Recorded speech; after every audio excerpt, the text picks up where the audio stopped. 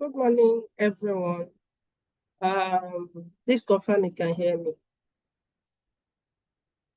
You can hear me, madam. Okay.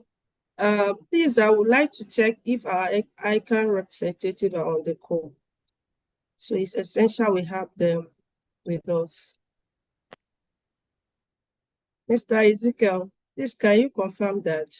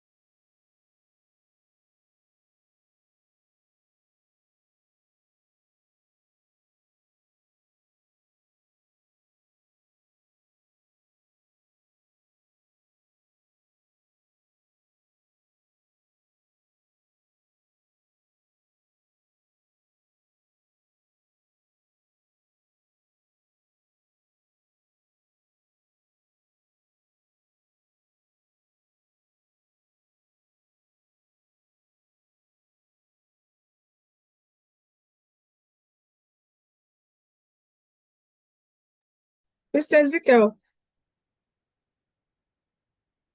come on.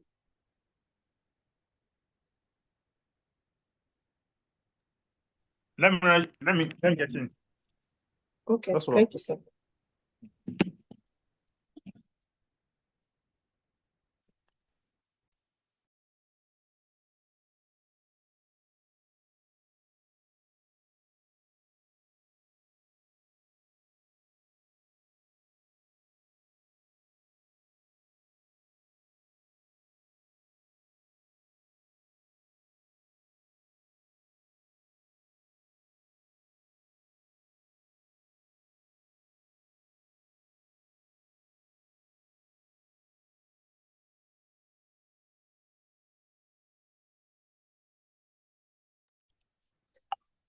Oh yeah, hello ma. Hello ma. Yes, Mr. Ezekiel. Yes ma. Good morning. Morning ma. Yes. Do we have ICAN representative on the call? I don't. Well, I'll send the link for them. I think they will be able to join. Did you just send it now? Or day before yesterday. Okay. Can we send them a reminder through email quickly? So we proceed, right? Let's just take Okay, let me chat this way. okay, so can we give them like 5 minutes more? Then once it's 10:10, we'll start. Let me chat Faith All right. whether they have joined. So sorry, participants and our facilitators. It's essential we have our ICAN body on representative on the call, essentially because of our MCPD credit hours. They need to monitor the process. Thank you all for your understanding.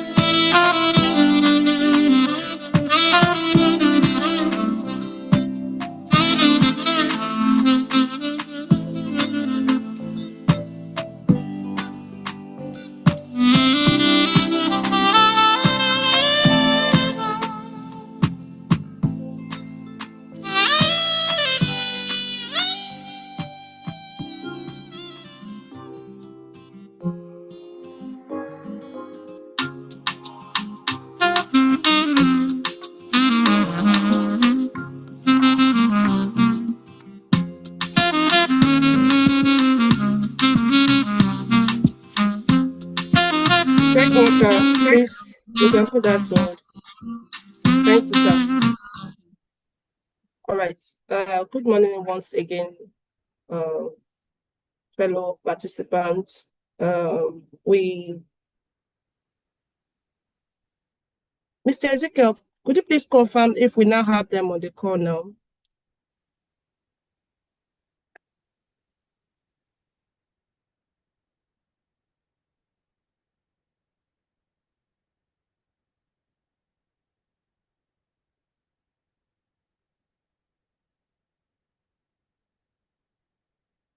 Mr. Ezekiel.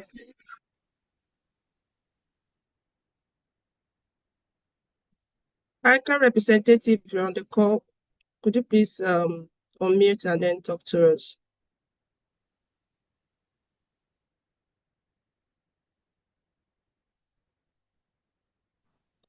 Hello, ma. Yes, Yeah, please. I try to.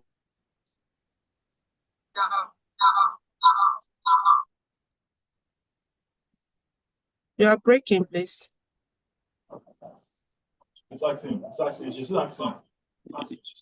Yes, I say I've tried to confirm, but they are not reachable. Okay, can you send an email? We'll proceed, right? Okay, I'll do that, right? Can you send an email to them, notifying them that we've commenced and we expect them to join us? So we don't have to joke with that time. Time is morning to everyone, please. Thank you. So we kickstart the program as scheduled. Good morning once again, our dear participant and facilitator. We appreciate every one of you, and then we'll just go into the event proper. So technical, can we have the national anthem followed by the Ican anthem, the first answers, please? Thank you.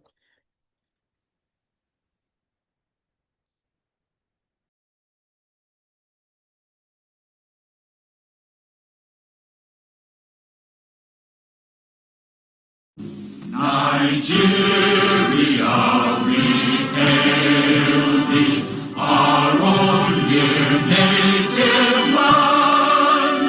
Though tribe and tongue may differ, in brotherhood we stand. Nigerians all and proud to serve our sovereign fatherland.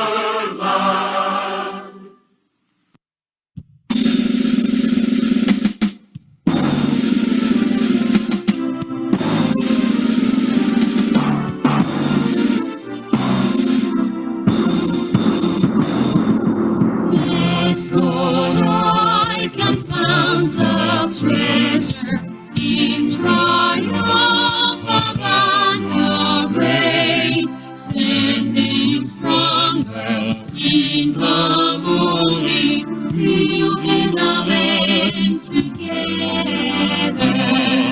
Dreams of our founding fathers, we are striving to attain. Our counts and values that we share, through all ages we sustain.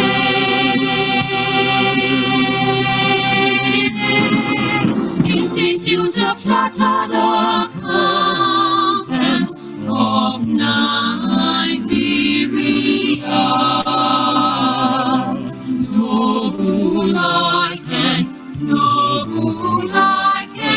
your accuracy we cherish. We uphold your integrity.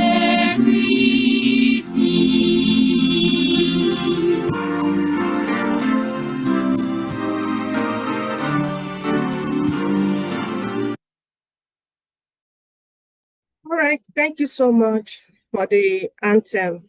All right, I was just about to ask if this meeting is being recorded. Thank you. So now the agenda, the timetable I'll present quickly, just so we know what we have for us.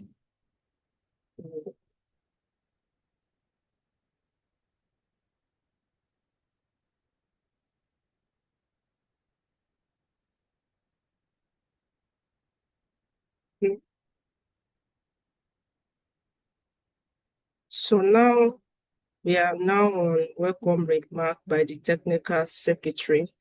So I'll go ahead and read my opening my remark.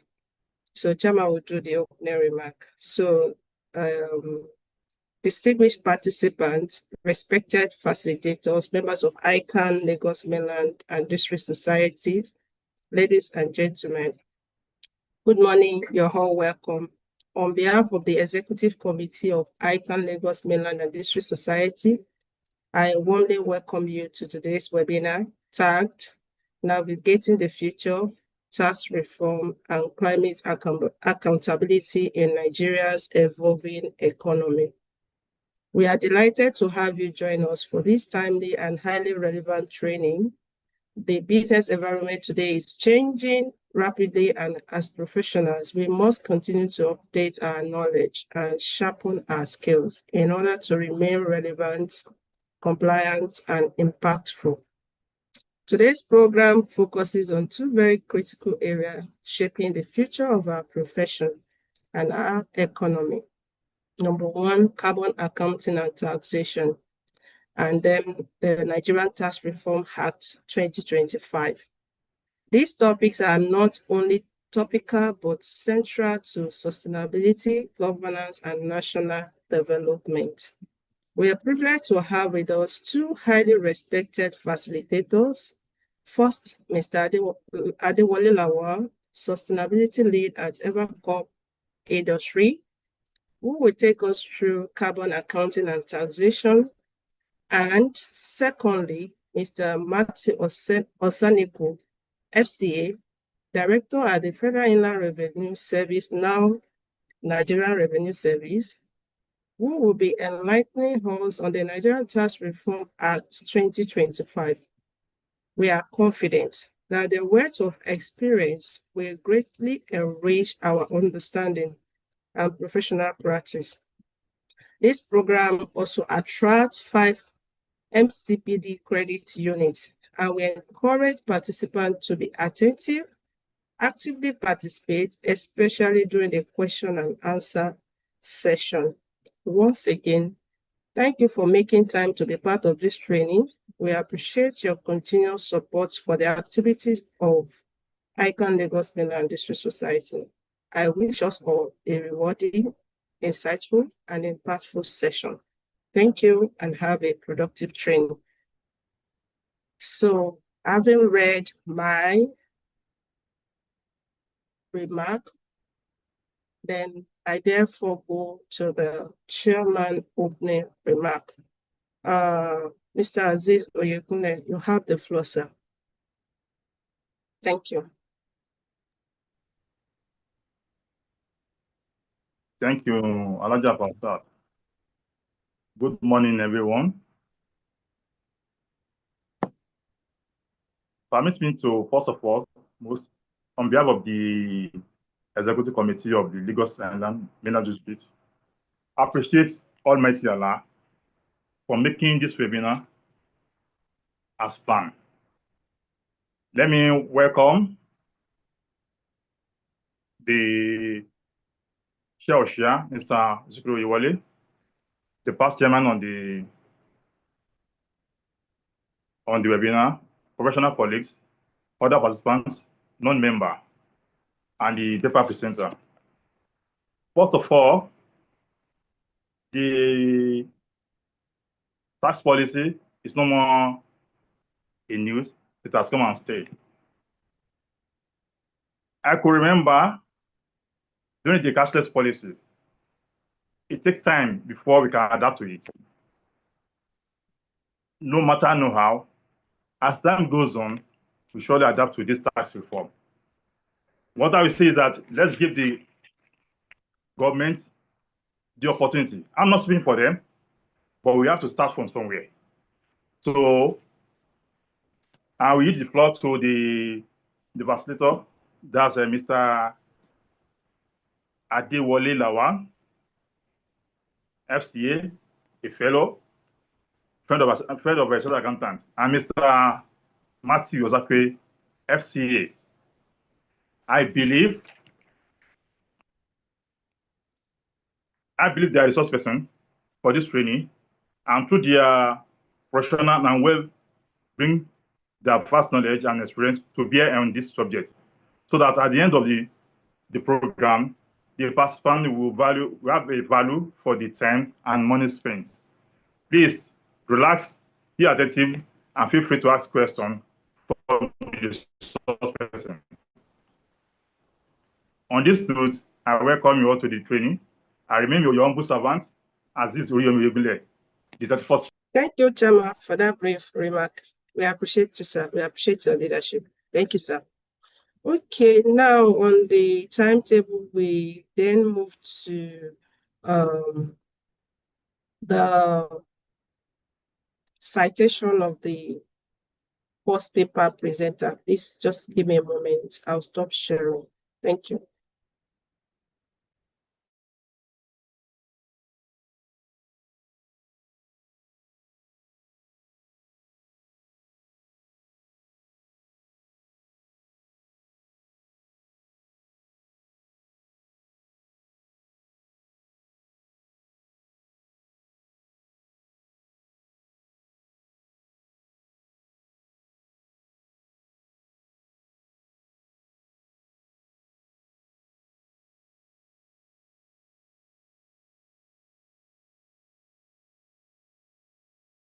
Right. Mr. Adewale Lawal, please confirm you can hear me. So as I take your citation, sir. Yes, I can hear you.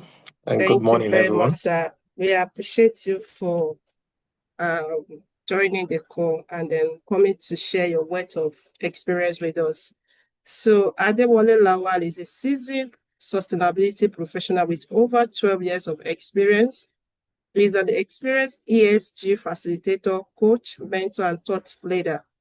His experience cut across different sectors such as financial institutions, which include banking and non-banking, oil and gas, mining, FMCG, agriculture, telecommunication, energy, among others. Adewale has deep understanding of prominent ESG standards and framework, such as the IFC Performance Standard, World Bank EHS Guideline, Equator Principles, UN SDGs, UN PRI, etc., and including widely recognized reporting and disclosure standards, such as the GRI standards. He currently works as a group sustainability lead for Evercorp Industries, where he supports subsidiaries companies in the energy, financial, and food and beverages sectors on their sustainability journey. Adewale is a certified lead auditor, Environmental Management System ISO 14001, certified lead implementer, Occupational Health and Safety Management System ISO 45001, certified lead risk manager, certified lead risk manager, risk management ISO 31000, certified governance, risk management and compliance professional GRCP by OCEG, among others. He holds a bachelor and MSc in sociology from the prestigious University of Ibadan, Nigeria, MA in global and international social policy from University of Sheffield, UK, an executive MBA in strategic leadership from Quantic School of Business and Technology, USA. Additionally, he holds membership with the Nigerian Institute of Management, NIM, and is a recipient of Commonwealth Scholarship Award and several academic and professional awards. Join me to make welcome Adewale Lawal as he takes us on carbon accounting and taxation this morning. You're welcome, sir. Yeah, thank you so much you, for that recitation.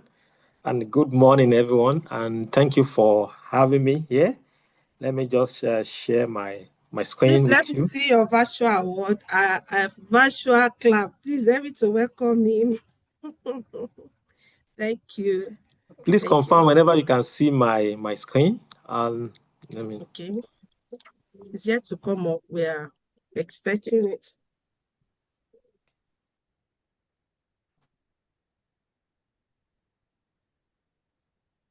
Can you see my screen now? Yes, yes, it's up. Okay. Good morning, everyone, and thank you for having me here.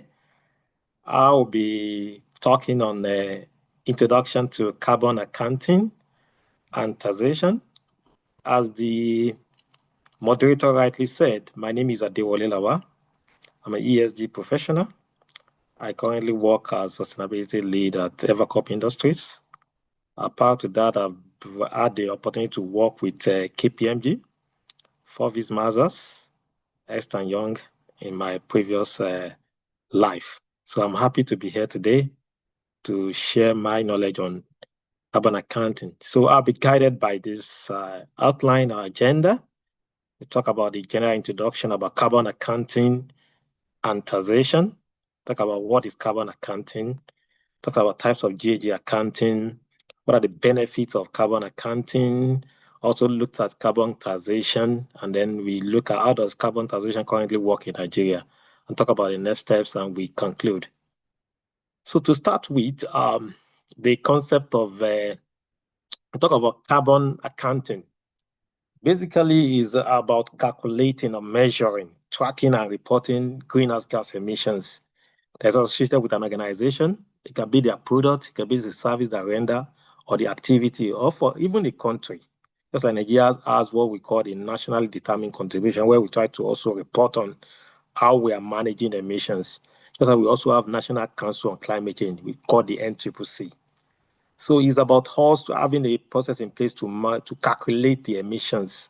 Emissions means that that we generate from usually from fossil fuel, and it provides a structured way to quantify how much carbon dioxide and greenhouse gas like methane and nitrous oxide are released into the atmosphere.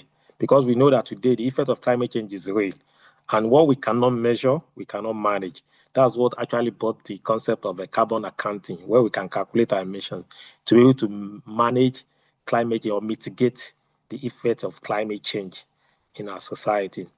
So on the other hand, the carbon taxation is a government tool, a government policy that is put in place to discourage the release of emissions, to ensure that people are able to reduce their emission. That's the way the carbon taxation works.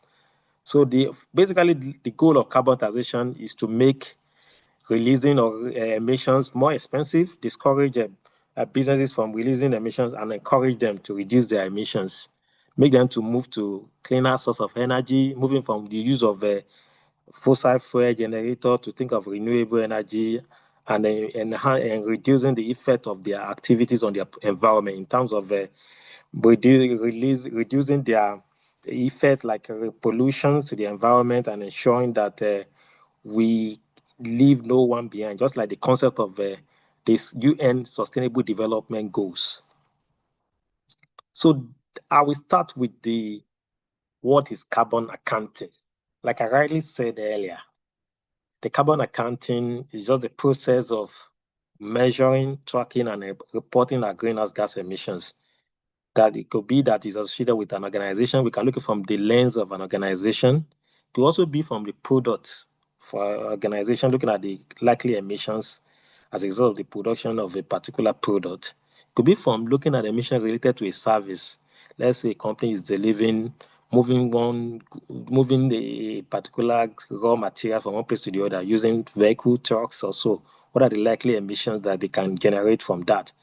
We can also look at it from the angle of activity. What activities have been done? Someone moving, more have to move from one place to the other. So what kind of emissions they need to generate, fossil fuel they use, or use at we can look at it from a country perspective. So what the carbon accounting does is that it helps businesses and government to understand their climate impact, and also help them to understand how they can better reduce the effect of the activities on the environment and reduce their emissions. And the purpose of carbon accounting is to help understand environmental impact, help organizations to set their emission reduction goals, meet their net zero target. For instance, Nigeria as a country has committed to reducing emissions by 2060. We've set net zero goal for 2060, meaning that organizations now need to, even individuals need to understand how their activities relate to affect the environment, how they can also be part of the people responsible for mitigating or reducing the emissions or reducing the effect of climate change. Help organizations to on how they can attract investors, help them on meeting their stakeholders' expectations, and help them to support their sustainability reporting. So, of course, like I rightly said before, the carbon accounting is like a foundation for credible climate action. If we must reduce the effect of climate change, we know that the effect of climate change is real. Today, we cannot actually predict the climate because we look at the rainfall, for instance. We cannot say for certain that a particular month this year there will not be rain because of that is part of the effect of climate change that we are experiencing. So the essence of carbon account is for us to now look at how well does our activities contribute to this climate change. How can we can also be part of the people who will act towards reducing the effect of climate change on the society. That's what necessitates the need for carbon accounting. That's also what the United Nations Sustainable Development Goals is trying to promote. Also in Nigeria, that we now have the Financial Reporting Council of Nigeria saying that we are going to have a mandatory reporting for sustainability. Part of what they're also pushing for is the need for us to be more, business needs to be more responsible in the way we, in our activities on the environment. And that's also the same thing we have the National Council on Climate Change, NCCC, that is working on. What is important is that when we don't have accurate measurement of our how we impact on the environment, it is very impossible for us to manage or reduce our emissions. That's also the essence of the carbon accounting. And today we have a global standard that is being used and is the most widely used standard for quantifying emissions, which is the GHG protocol. So the GHG protocol actually provides a guideline on how we can better measure our emissions and help us to in managing it, because what we cannot measure, we cannot actually manage. So from the GHG protocol angle, it has been able to identify the three major types of GHG accounting, greenhouse gas accounting that we can do. You can actually look at it from the entity accounting, meaning that we can look at emissions directly associated with a particular company and organizations. That is entity accounting. Combines emission data from across an entity operations, looking at their operations, the likely emission that they have. Emissions data here may be compared with those of a previous or a power base. The first year of their calculating those, we regard it as the base year. The previous year, you can now compare to now know whether there are changes over time, whether you are reducing or whether your emission is increasing or reducing. The project accounting, this one is associated with a particular project. Let's say a building project, like for a bank. It could be for any organization who are going into a new project, maybe expansion. You cannot look at certain projects and see what are the likely emissions. For this particular new project, we may need people to supply us raw materials. They will make use of fossil fuel because they are using trucks. They are using certain vehicles to move something from one place to the other. They also need machines to do certain things which require fossil fuel. Those that you can now look at the likely emissions that is associated with a particular project. Also, the product accounting. It could be like a certain product in the course of producing a particular product, especially for those in manufacturing sector, FMCG. You look at the likely emissions that is associated with a particular product that you want to produce. So that is actually related to the concept of product accounting. So basically, the concept of greenhouse gas accounting is about calculating the emissions associated with companies' operation. It could be from the entity accounting perspective of a particular project or a particular product.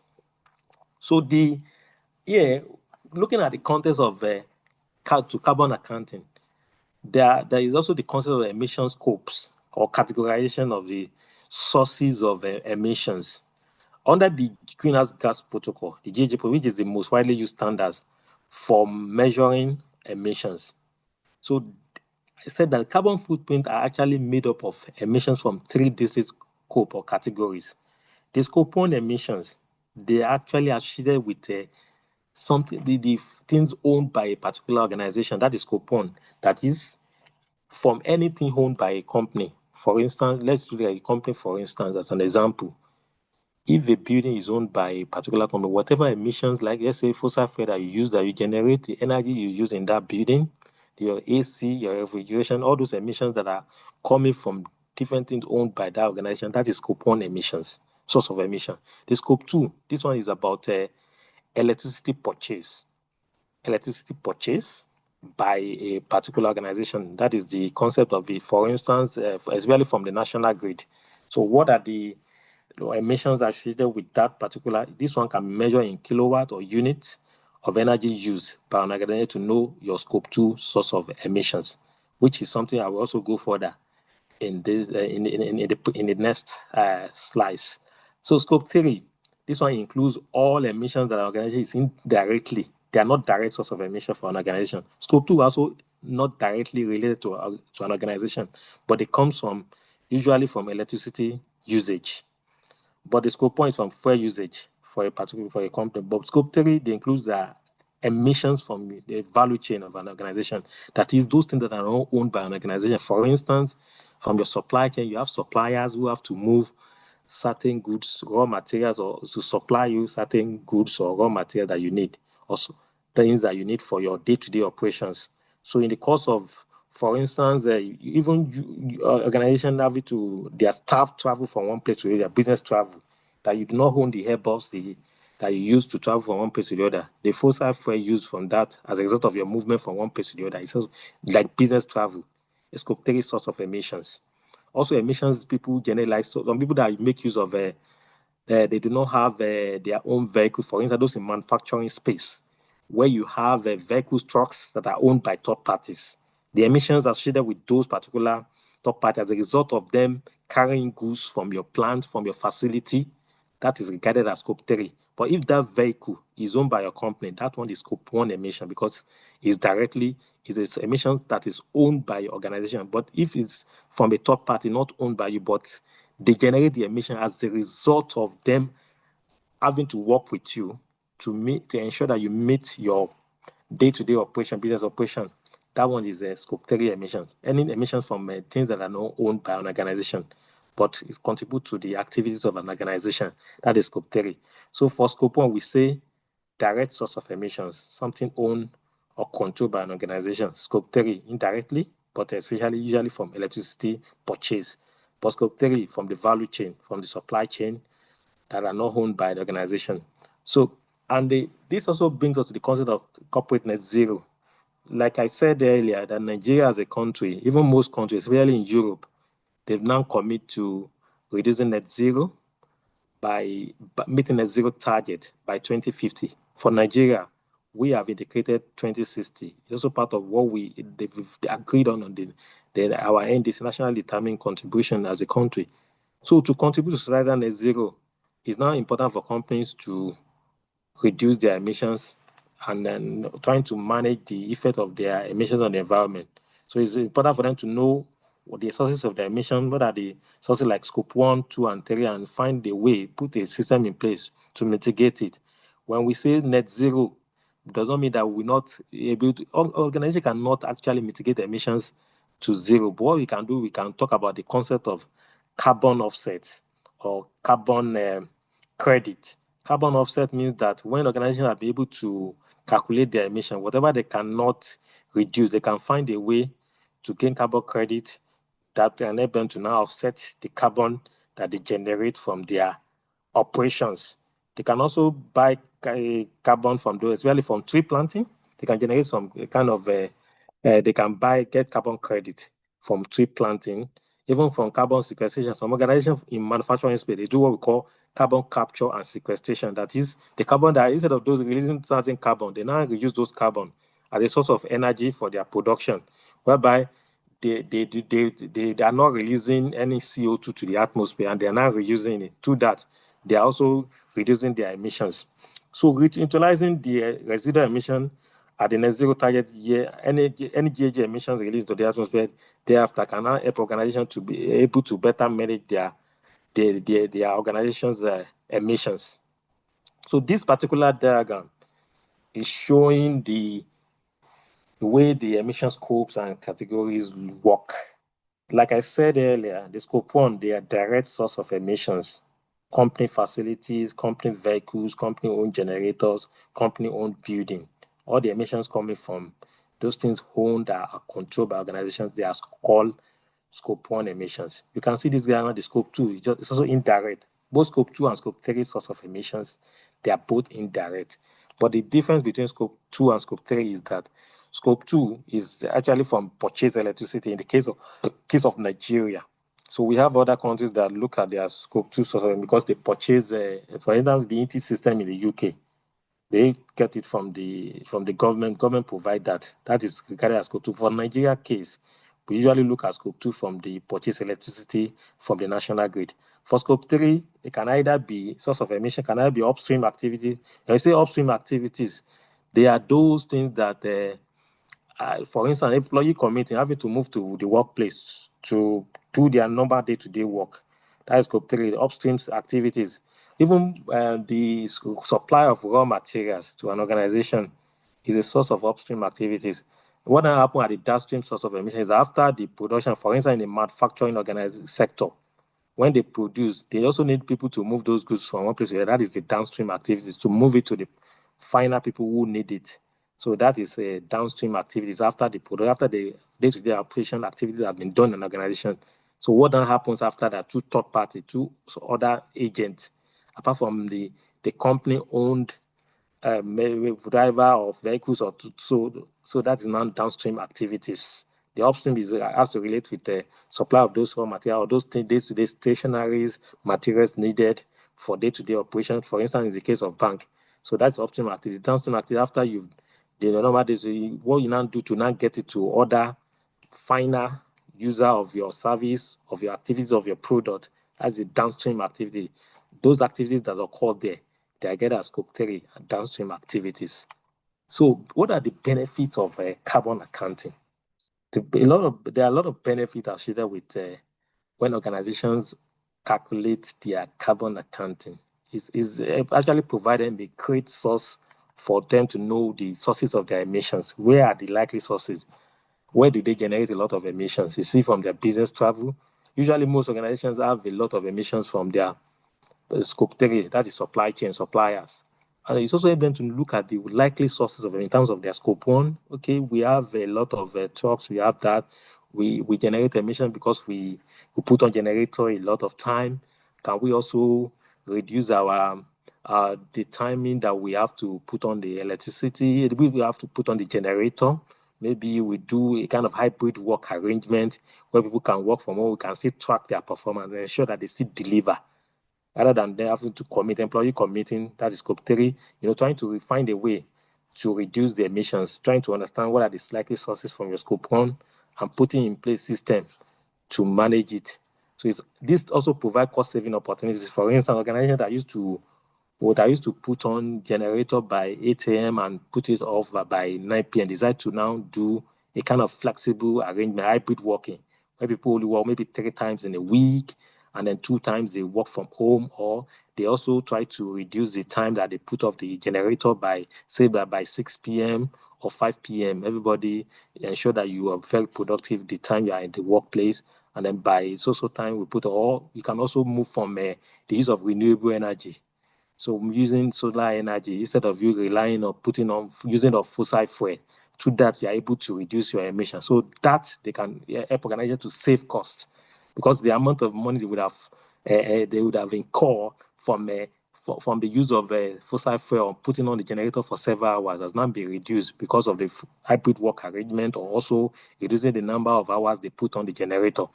So it's also help organizations help them to support their compliance and reduce their regulatory risk.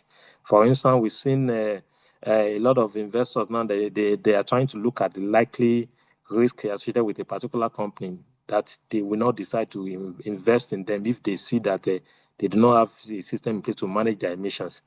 So if your companies are also doing carbon accounting, it provides a lot of confidence to investors and stakeholders for them to be able to invest in your organization, to be part of it.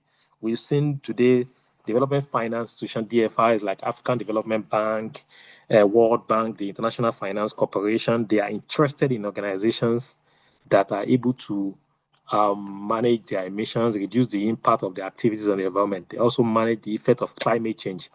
So another thing is that through carbon accounting, it can help organizations to improve their supply chain management, because they are now trying to focus on suppliers who also have the best practice in place to manage climate change. So which is also part of the best part, because if you do not if you are trying to reduce your emission, it means that you also try to look for suppliers who are also committed to reduce the effect of the activities on the environment. Because as a result of that, you can also reduce emissions when you have suppliers who are also environmentally and socially responsible. One of this does for you is also help you to unlock innovation and new business thinking. Trying to look at, for instance, tree planting, carbon sequestration, and carbon capture for our organization. Looking at less energy intensive machines, and machines that are not energy intensive, that uses less energy. It allows for innovation, because organizations, they want to reduce their emissions. So it gives room for innovation. Like I earlier said, it allows for risk management. It also promotes brand reputation and help organizations to meet an zero plan. Of course, this also contributes to sustainability reporting, especially organizations that are now committed to report in line with the International Sustainability Standard Board of the Financial Reporting Council of Nigeria. So that will also help in sustainability reporting for organizations who are able to find a way to calculate their emissions, which will help them to manage their emissions. So basically here we're looking at how do we set boundaries for our GHG calculations. So boundaries are just imaginary line comprising the emissions to include in a company's GHG event when they want to calculate. So there are two types of boundaries to look at. We talk about organizational boundaries, like which company operations to include. We may decide to have that. For instance, an organization may decide to calculate their emissions. They may try to say that, okay, we have a lot of companies. We are a group company. We are operating oil and gas, power, agriculture. But let's start from maybe the oil and gas angle of the business. The other one is their service oriented. So maybe we focus on that's organizational boundaries. The operational boundary is saying that which emission sources do we want to include? Do we want to focus on only just our scope 1, scope 2? For instance, just like there are some what we call transitional relief under the for reporting using the International Sustainability Standard Board by the Financial Reporting Council, which says that in the first year of reporting, organization can start by reporting on their scope 1 and 2 emissions. Because of the fact that supply chain is not very easy to calculate, so they can start that later on. So you can now decide to say, okay, for now we are starting with our scope 1 and scope 2, and later on we will build capacity to be able to now report on our scope 3 emissions. So that is what operational boundaries is all about. Organization boundary is about saying that, okay, we only focus on certain area or subsidiary of our business, part of our business, to report on emissions generated. But operational boundary is saying that what scope, what category of emission are we looking at for now? What sources that we're looking at, focusing on for now? That is operational boundaries. So what are the steps, in terms of the steps in identifying and calculating emissions? These are the basic steps, which I will also talk further on. In identifying and calculating emissions, we need to identify sources of emission. We also need to select our calculation approach and collect data and choose the emission factors, and they apply the calculation tools and reports on our GHG. So starting from the identifying the emission sources. Our emission sources can be from our generators used by an organization, that is stationary combustion. It could be from mobile combustion, that is cars owned by a company, vehicles owned by a company, fuel burn during transportation, movement of the company-owned vehicles. The stationary combustion may be also the emission from the building when we put on the generator. So that is the generator anyway. Process emissions can be in the course of production you follow certain process. For instance, like cement calcination, aluminum smelting, you generate a lot of emissions through that. Looking at the cement, for instance, where they have to put certain limestone inside the oven and burn it for several hours. So those emissions from there, that is process emission. There are fugitive emissions too. This one usually come from especially the chlorofluorocarbon from air conditioning that we use and refrigeration. Those emissions coming from there, they are regarded as a fugitive emission. It could be from equipment leaks, cooling tower. We cannot say, okay, those are the identified emission sources. So apart from when we identify the emission sources, what's also important is that we now look at it that are these certain emissions, is it owned or controlled? If it is owned or controlled by an organization, it's called scope 1, like I said earlier. If it is really from the electricity usage from national grid, that is scope 2 source of emissions. But if it is from your value chain, that emission source is now regarded as a scope 3 emissions. So the next thing is that we are having to select our calculation approach. If we have identified what are the sources of our emissions, what are the sources of our emissions? It's not important to say, how do we calculate this? So usually there are 3 major approach that we can use to calculate our emissions. That's what we call direct measurement. This is involved the use of system. We see organizations that have a flow meter to actually measure the kind of water that they use. Some also have a way of measuring calculating their emission using a particular putting system in place, putting a technology in place to calculate that. So there is also the stoichiometric calculation. This is a measure of which element enter and leave the system. For instance, some people may use mass balance approach, or they use a way of trying to say, okay, we capture the carbon that we generate, and we also know the emission that we're able to release and the one that live as a result of our day-to-day activities. That is stoichiometric calculation. It also involves the use of technology. There are now the third one, which may be done manually, may not, especially for starters who are organizations that are just starting to calculate their emission. Is about multiply your activity data. That is, calculate your fuel use record, for instance, from your generator, emission from your generator. You can decide to calculate it.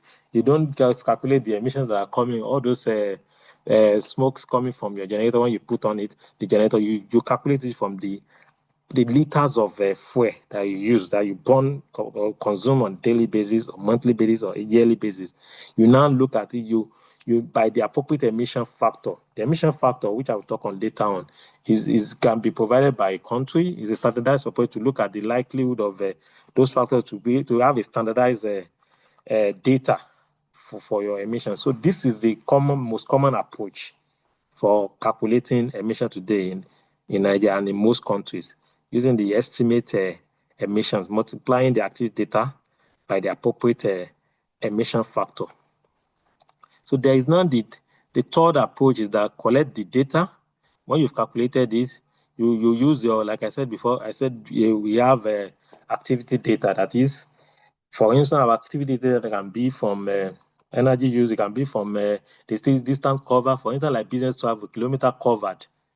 We now calculate it by emission factor. And then the emission factor will give us the tons of emissions. Those tons of emission can now be converted into global warming potential. Because one thing about when we say we calculate emission is that our emissions can be in methane, it could be in a different way, it could be in already in hydrofluorocarbon, but we need to convert it to carbon dioxide equivalent. So the global warming potential give us the opportunity to calculate our emissions, to put it into carbon dioxide equivalent, so that it will allow for easy comparison. Because when we have everybody is calculating their emission in different approach, they are not using carbon CO2 equivalent. It's not very easy to do comparison. But after we have our emissions, if you now put it into use global warming potential to calculate it into CO2 equivalent, we allow for easy comparison. So this particular diagram is showing that, like I said before, activity data on activity resulting in emissions. That is what activity data means. What activities result in emissions? Okay, you use generator. okay, how many liters of fuel do you use? You move from one place to the other, company-owned vehicles. You can look at the liters of fuel consumed as a result of moving from one place to the other. A particular company supply you raw materials. What is the distance cover or how many fuel used? You may look at it from the distance covered. You can use distance to also calculate our emission activity data. So like here, we have the component of consumption that can be like, look at it from, like, for instance, electricity usage. We can have it in kilowatts, which we call convert to emissions factor, use the multiply by the emission factor and get the tons of emissions. We can look at it from kilometer covered, we can also look at it on the unit, the weight, the volume of the, especially for waste, volume of waste generated, type of waste, the weight, the treatment. So also look at it from the petrol use liters, distance travel kilometers, electricity usage in terms of kilowatt hour. That is what we call the activity data. So for instance here, it's just showing a diagram of a kind of activity data for electricity usage. This particular is showing like a bill received by a particular organization, and there is already put that kilowatt per hour 58.70, meaning that is the activity data. Is now what the next is to do is that when we have our activity data, it's now to look at what are the emission factors. Different countries, different. For instance, in Nigeria, we don't have a clear-cut emission factor. Usually, we use the emission factors that are associated with certain activities. They are like that of the UK, that they already have the emission factor. We now look at it. We now look at, okay, what is the emission factors for fossil fuel? If it is what we are looking at from generator, emission factors from the distance covered that has already been calculated in kilometer, we now multiply by those emission factors that is provided by the government agencies or intergovernmental agency like International Panel on Climate Change, International Panel on Climate, IPCC. So looking at that, we can now use it to calculate, multiply by emission and get the tons of emissions. When we now have our tons of emissions, so to now convert the CO2, we now have it in global warming potential, which I will show you later on how we can have the global warming potential.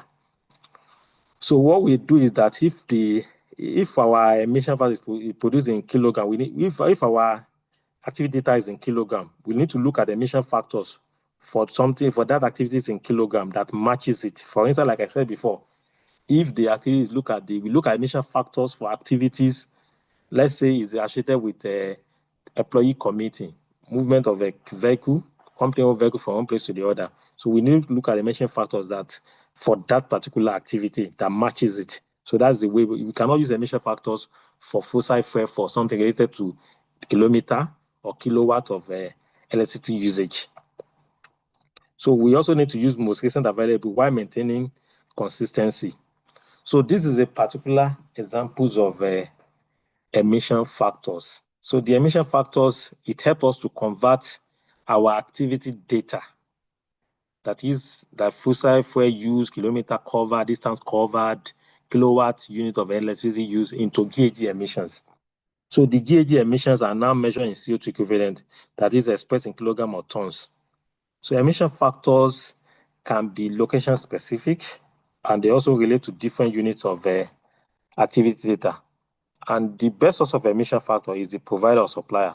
For instance, in the case of Nigeria, we can look at, okay, let's say we are looking at electricity, we can look at it, okay, let's say we get electricity from certain particular discos. Do they have emission factors? If they do not have, for now in Nigeria, we usually rely on the data provided in developed countries like UK and other countries. So the figures in emission factor we get to electricity generation, this one is showing that, for instance, for Germany, they have lower emissions factors due to its existence use of renewable energy because they rely most on renewable energy. For them, their emission factors for electricity is 5.0 CO2 equivalent. For Nigeria, we have like 5.9 because why do we still have a reduced one when compared to South Africa? Because South Africa rely more on coal. South Africa like 15.5 tons of energy because they rely on coal, and coal is energy, it has intense emissions. If a country is using coal, Nigeria rely more on water like Shiroro Dam, Jeba Dam, So that also, apart from it's not for the fact that we don't have stable electricity, we still use generator. That's why we have 5.9, and Germany has 5.0. But look at Norway.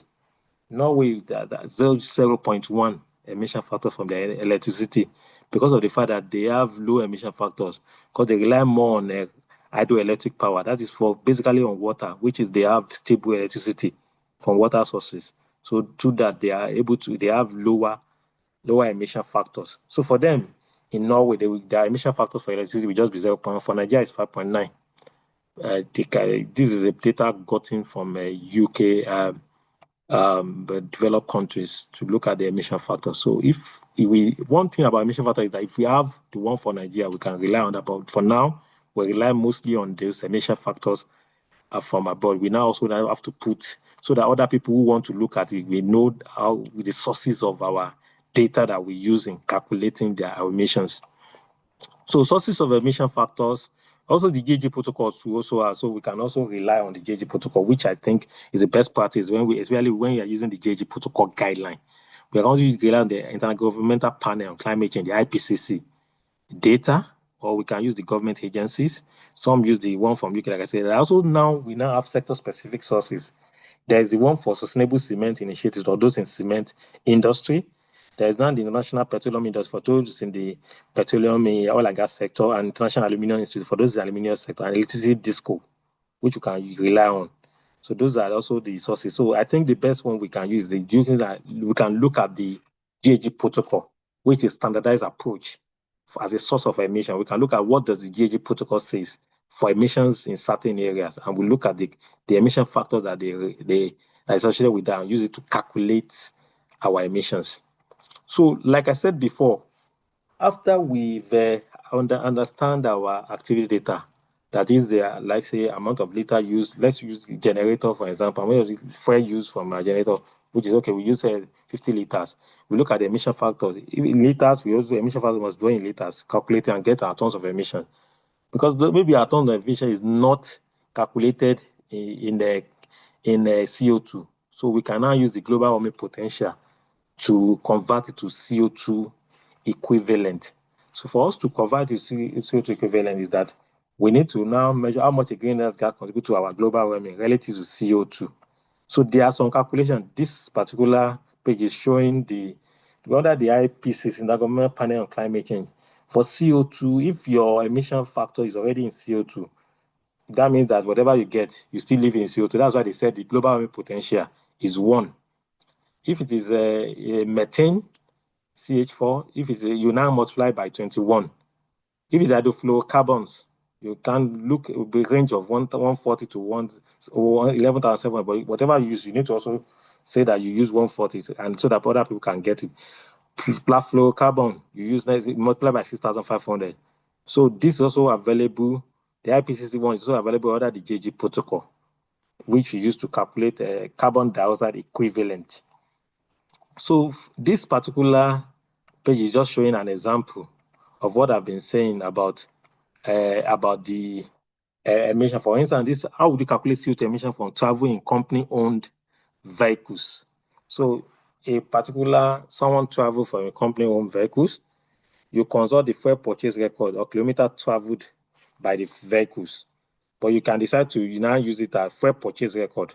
That you travel, you use 100 liters. Maybe you cover a certain distance, and you look at it, okay, how many liters of diesel or petrol use as a result of your travel is 100 liters. You also consult the GHG protocol. You find the emission factor, you consult the GHG protocol, you now calculate it, which GHG protocol says the emission factor for petrol is 0.023 CO2 per liter. So you get the emission factors. You multiply it, and which after you multiply it gives you 0.23 CO2 equivalent, which this is now here. When we now have our tons of emissions, this is emission that we get. We now want to convert it because it's already in CO2. We only multiply it by 1, which is the global warming potential, and now give us the same thing. We have 0.23 as our emission as our CO2 equivalent of the emission covered from the transportation in emissions here. So calculate, multiply it by GW, it now give us 0.23. the same because we multiply by 1. That is the way the GHG emissions work. Here, this is another example. They said electricity emissions. How would you calculate? This is scope 2. The methane emissions from the use of purchased electricity. So we look at the 1,000 gigawatts of electricity used by a particular company. We now consult the GHG protocol for the emission factor, which is for electricity use. The GHG protocol calculation gives us 0.039. This is in methane. So we then calculate, multiply the active data by the emission factor, which now gives us 39 tons of methane. So we now convert this. We now multiply by global warming potential. And global warming potential for methane to convert to CO2 equivalent is 21. We now multiply by 21. It now gives us 819 tons of CO2 equivalent as the emission factors from the use of purchased electricity. So the GHG protocol calculation tools. So we apply. How do we apply the GHG emission calculation tools? You can consult this is the website that is provided. It gives you a kind of idea of emission factors from the GHG protocol. Also further understanding of how to calculate emissions. So, and the advantage of these tools is that they are actually easy to calculate. They are reviewed by industry experts and they are regularly updated, and they also provide best available way of calculating our emissions. And if you also check the GHG protocol, you see some available tools like a cross-sector tool for stationary consumption, mobile consumption, hydrofluorocarbon use, uncertainty. Also, there are some sector-specific tools that you can get on the GHG protocol, like those for aluminium sector, iron and steel, cement, pulp and paper, among others. So the GHG protocol also provides guidance on purpose and process for calculating, choosing activity data, how we can choose emission factors, the calculation method, and good practice guidance for calculating emission. This is just showing when you go to the website the earlier showed, you can see how you can download the emission factors, and then you can now use it to calculate the emissions associated. So you can use the tool to calculate emissions from burning of natural gas, for instance, just showing an example. So if you consult this particular website, you can see the emission factors. But for you, what you need to do, let's say as an organization, is for you to be able to understand what distance cover before you start using let's say you want to use it from the fuel usage, or you can use it from the mile covered by your vehicle. You know, our vehicle has what we call the odometer. You can use it to measure the miles covered by you, and then you can also calculate it into use emission factors for that to calculate it. Either use distance covered, or you can use the fuel usage, for instance. But the best approach is always be when you use your odometer for your distance covered, and you calculating distance covered and calculate it into emission factors, and then convert it to CO2 equivalent. For the generator use, it's better to calculate your activity data. You collect the data to know, okay, how many liters of fuel used. For your water usage, you also find a way to calculate maybe you have a meter to actually measure the water usage, or you also measure by the number of times the quantity of your water storage tank, and say, okay, it's about so, and you ensure that you do not pump it until you're able to finish certain one, so that you're able to effectively the amount of water use within your facility. It's a way of ensuring that a responsible business practice, reducing our emissions, and ensuring that we mitigate our effect of climate change on the society. So the GHG accounting summary is that, what does it mean is that you need to, when we say we are doing greenhouse gas accounting, it's important to identify the sources of emission. Is it stationary, from the generator, mobile? Is it moving vehicles, process emissions? Is it fugitive emission? You now also need to select calculation approach. Are you using direct measurements, stoichiometry, or estimate emissions, which is the most widely used, which is estimate emission? What is also important is that you need to collect data and choose your emission factors. Means that you have your activity data, your emission factor, tons of emissions. These tons of emissions you can now convert to global warming potential using the government panel on climate change requirement, and then you now convert to CO2 equivalent. You now apply the calculation tools of the GHG protocol and report activity data and emission estimate to corporate. So once after you've calculated your emission, it helps you, because if you're able to measure, you now know if it is your emissions are coming more from your generator use. You can now find a way, behavioral change, to say, okay, we put on the generator from so time to so time. We can now reduce, when we reduce it, it will reduce the emissions that will come from our generator use. Even when we are not in certain building, we put up the AC, we put up the light, so that we also help you to reduce emissions. Trying to have a certain behavioral change, short-term, long-term, medium-term plan. The medium-term plan may be that you move from the use of generator to use of renewable energy. So that's when you calculate, when you measure your emissions, can help you to better manage those for these activities that emissions made to corporate. So this is just showing like I said before, today in Nigeria now, we now have the IFRS S1 and S2 being under the Financial Reporting Council of Nigeria, which is the body that is now mandated by the Nigerian government to ensure that we also align with best practices, global best practices. So under the part of also the requirement of this FRC, even IFRS S1 and S2 reporting, is for organizers to calculate their scope 1, scope 2, and scope 3 emissions. So which is also something that for listed companies in Nigeria, especially by 2020, it become mandatory. For SMEs, by 2030, it's expected to become mandatory.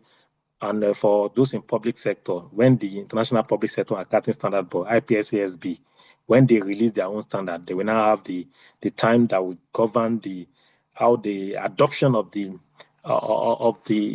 standard by those in public sector. So, but for further, you can just refer to the Adoption Readiness Working Group paper released by the FRC on the implementation of the IFRS on S2 in Nigeria. So for them too, they've also indicated that organizations also need to report on their emissions. They also give up quotational relief, meaning that in the first, second year, organization can only report on the scope 1 and scope 2. Later on, they can now put system in place to report on scope 3 emissions. And the GHG protocol is also recognized as the standards to guide in those. So like key measurement guidance for them, also like organizations need to define their organizational boundaries, like I rightly said before. They need to also define their operational boundaries. They need to collect data, quantify emission, and track and report. Just like that is the basic of the GHG accounting. So for in preparing especially for emission measurement, there is recommended that businesses they have a carbon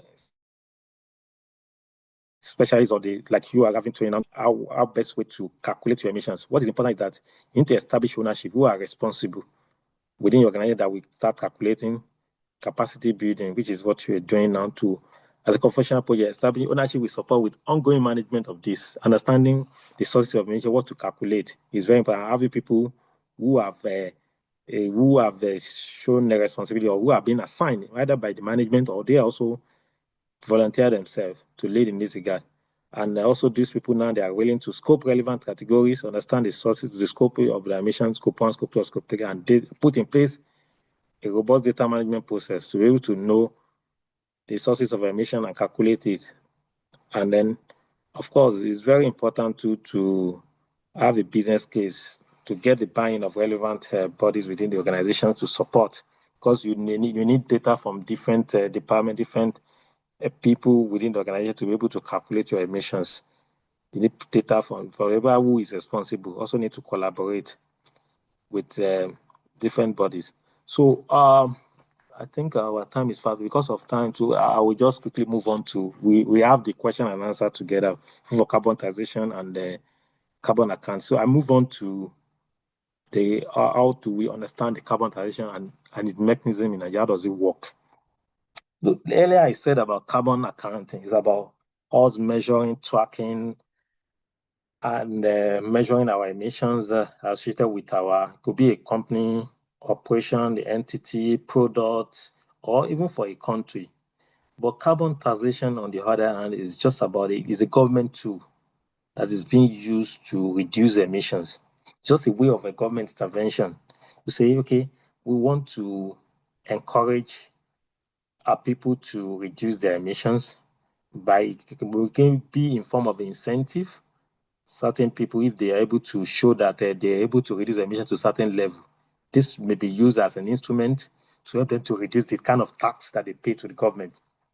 And some people who are able to now exceed certain limit of their emission, when they've calculated, they can now they can now be asked to pay certain above amount of money they should have paid. They will not get that incentive because they've exceeded the limit. So the carbon taxation is just an approach put in place by government to encourage best practices, to discourage unnecessary release of emissions to the environment, to also help into mitigating the effect of climate change.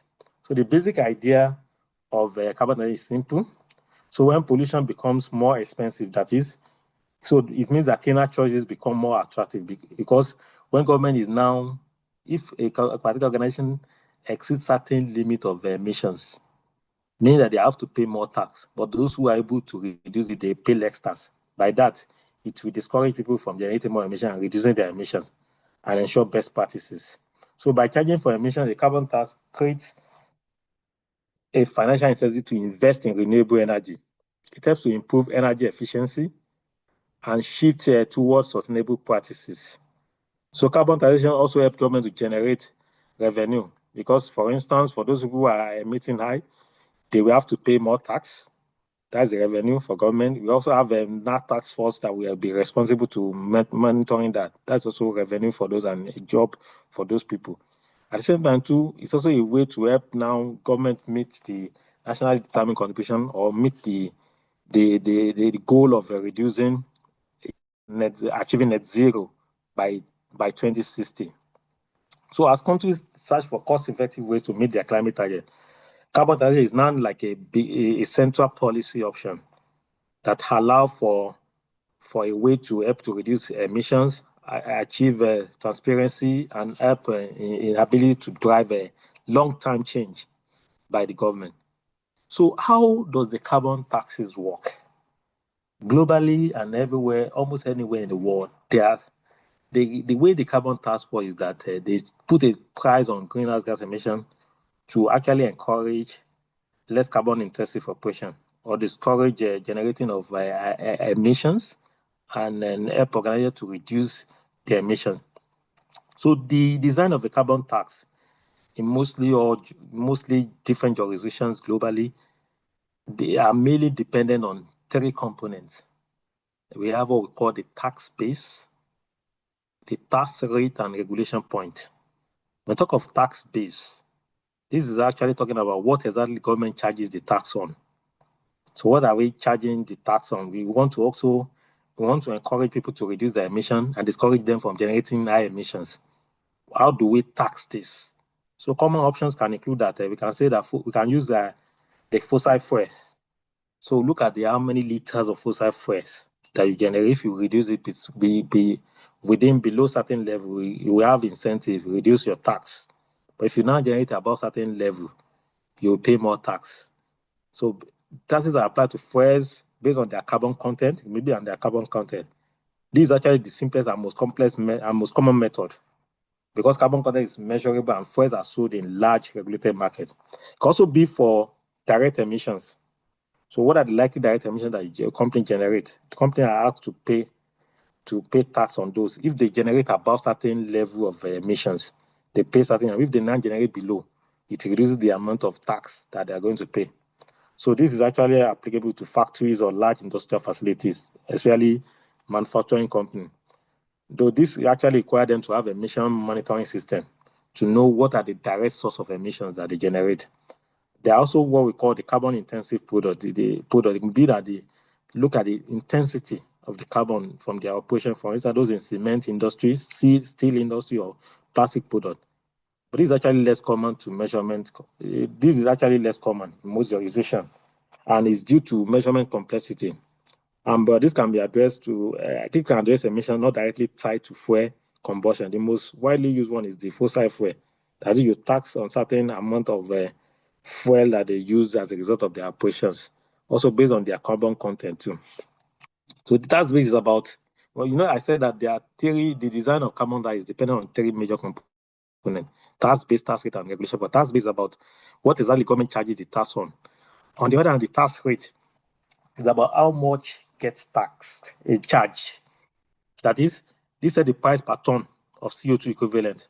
Government choose one of the several structures. This could be the following. Government can have a steady predetermined price per ton. That say we are looking at it from the ton or CO2 equivalent generated for a company. We say that if you have certain tons of CO2 generated, you pay certain amount of tax on this. There is what we call a fixed price. There's a fixed price on that. There also be what we call escalating price. So government can decide to be increasing over time on a planned schedule and say, okay, maybe in the next 5 years, every 5 years, they could increase it, they review the price, or they can have a fixed price. There's also what we call index adjustment. It can be based on inflation rate, emission target, and market conditions at that period. We now determine the rate of or an amount of tax that will be charged, and also looking at it, what is the price that will be set. Usually, when we charge a tax for CO2 carbon, we look at it from the ton of CO2 equivalent. So the point of regulation is talking about who is now responsible for paying. Who is going to pay this tax? Okay, government has already said what gets charged. We are using fossil fuel, or maybe we want to use direct emissions, or we want to use government is interested in intensity of the production, carbon intensity of production. That is from the tax base. The tax rate is how much get charged. So are we charging per ton? How many tons of CO2 equivalent are we charging? Are we looking at it from a fixed price angle, or we are changing on it periodically, or we want to have an index adjustment? But the point of regulation is now say who is now responsible? Who is going to pay this tax? Are we going to charge it from the upstream? Upstream means that from the production where the emission starts. For instance, if a company is using raw materials, are we going to charge that raw material from the angle of where that raw material is made before it's being used as the upstream?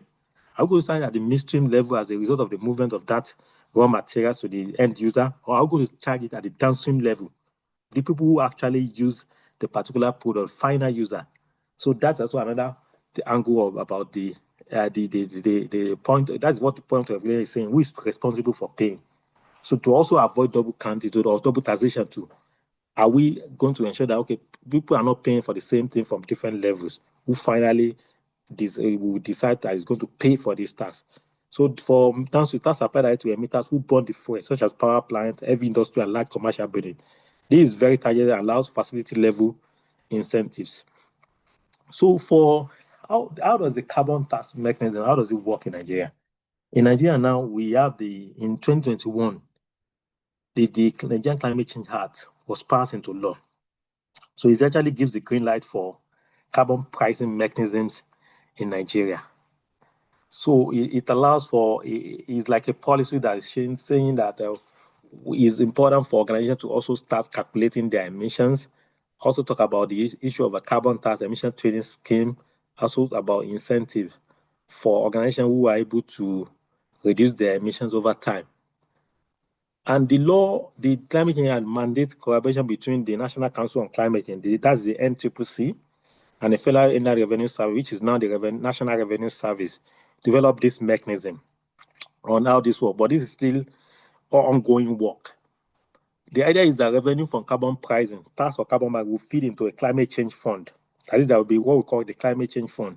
The climate change fund will now be used to support clean energy, that is renewable energy, helping climate mitigation and adaptation and climate-related projects.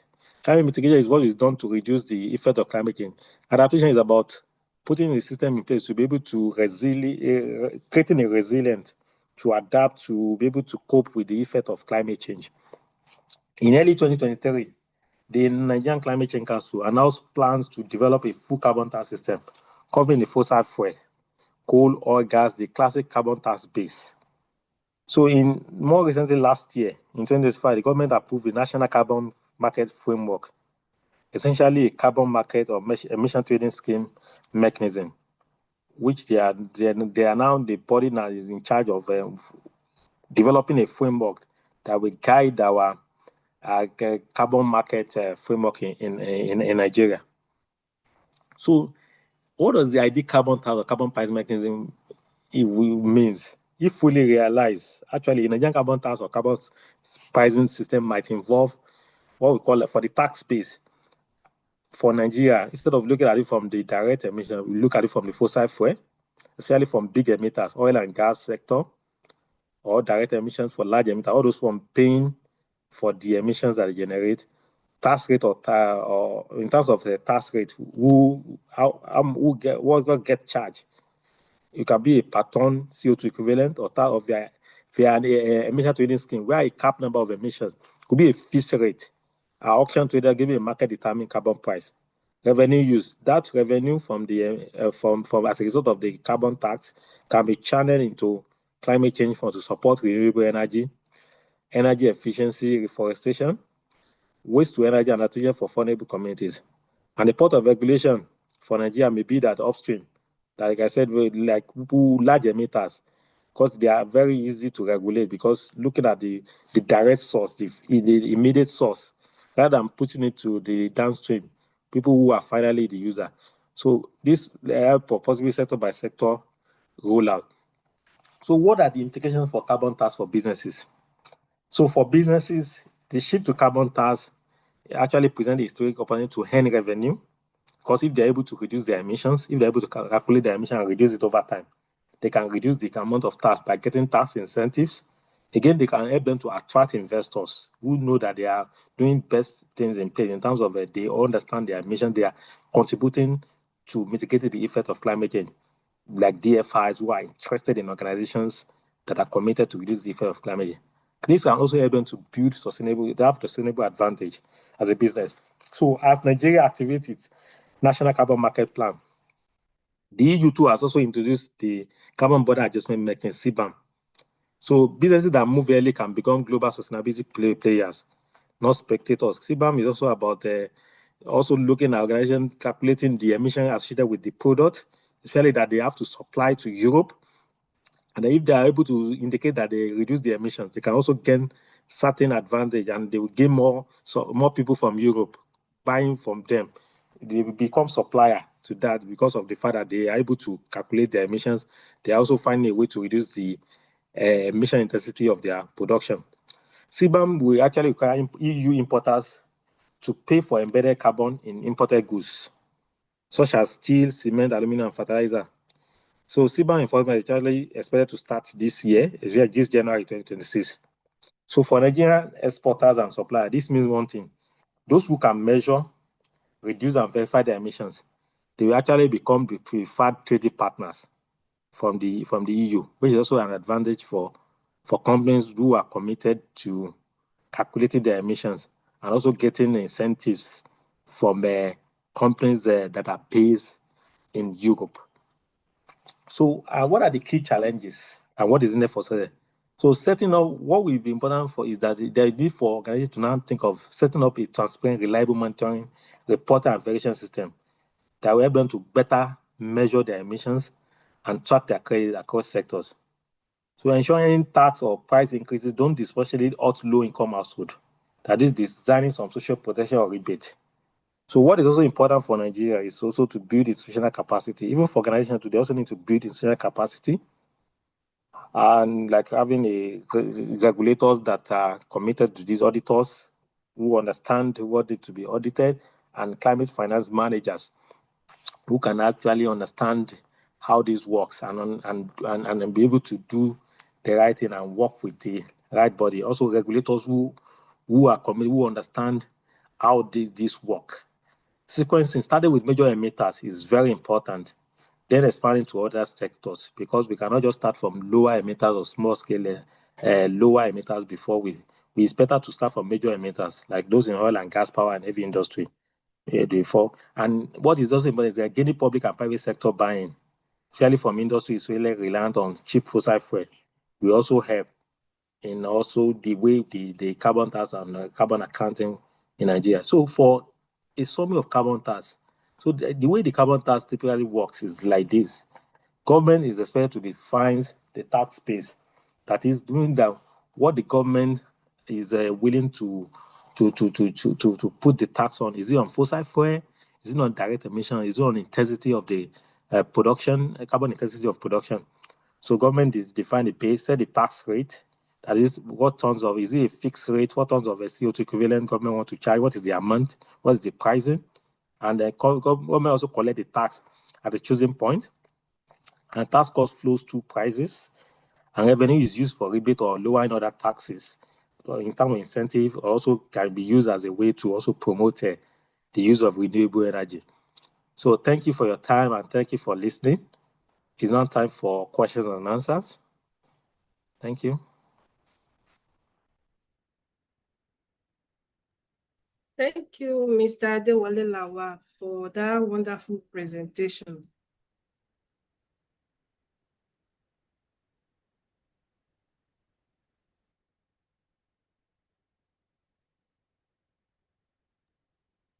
Thank you very much. Welcome. Please, let's give him an emoji to show that we appreciate the session. So you actually kept to the time, and in fact, we still have more time. Thank you so much. So we use this opportunity now to take a question. He has done justice to taking us through what carbon accounting is, how we are going to be able to measure, record, and track our emission, and essential tools for use by government in trying to reduce our emission, trying to curtail us from generating more emission, that is the carbon taxation. And I know that most of us have found the session very, very, very impactful. So I will yield floor to us. If you have questions, you can just show by way of raising your hand. We'll allow you to unmute yourself to speak. If you also want to use the chat box, please feel free to use it. Thank you. Mr. Ezekiel, please assist in checking if there are any questions, any ones that raise their hand so that we can just call up on them. Thank you. Okay, I have one hand raised from Adeoye Korede Great. Mr. Adeoye, you may kindly unmute yourself, sir. Okay, ask to unmute. Okay, I've done that. Please try and see if you can unmute yourself, sir.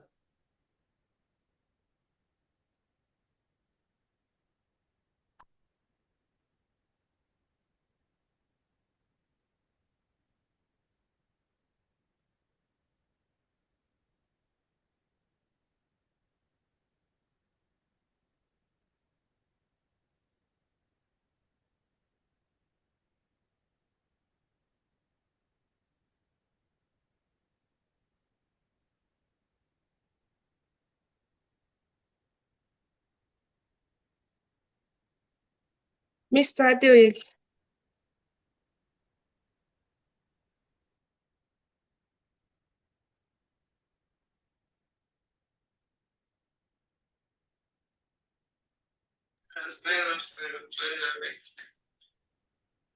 Okay. Mr. Adeoye, can you unmute?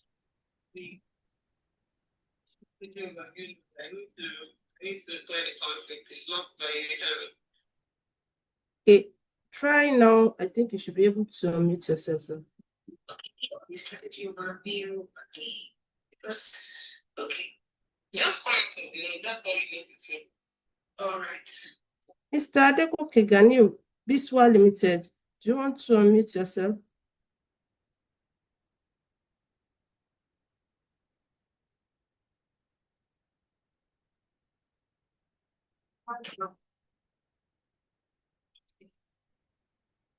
Okay, there's a question on the chat box. Yes, Mr. good morning. Adewale, can you hear me? I can hear you. Good morning, sir. Mr. Adewale. Good morning. Good morning, everyone. Sorry, I don't know if I missed one or two slides during the training. So I would like to ask them one or two questions. So I feel that so many have not been concluded pertaining to this carbon taxation. For instance, that at what point who should bear the tax at what point? So many things are just still not yet concluded in that regard. Then also about these costs that they are attached for each type of emission. For instance, now Nigeria is consuming emission they used to say meaning that you don't produce like every other Western countries. So I don't think we are causing more problem to the climate than this developed world. Then also, if manufacturing companies in Nigeria release some gas into the atmosphere, there's some layers that will check it. But this Western world, they are going to space exploration every day, every day. So are we sure they have a fair, I mean, kind of a factor they use in computing this tax, I mean, responsibility for this carbon emission?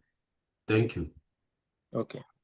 Okay, thank you so much. If I get you correctly, you are saying that actually what you said about the fact that the tax base, who is going to pay the tax, is not being, that's actually the responsibility of what we call the National Carbon Tax Framework that is being set up by the government, is for them to find a way, National Carbon Market Framework, to find a way on the modality of how this can work in Nigeria. So that is also their responsibility to see how, without affecting us. Again, one good thing for us in Nigeria is that we've identified gas as a cleaner source of energy. We are not moving from gas. We are not saying, because we cannot totally move away from gas and say gas, because we have it in abundance. So the only thing we can do is to find a way to, that's why we have the concept of carbon offset or getting carbon credit. Because organizations cannot 100% reduce their emissions, but they can find a way.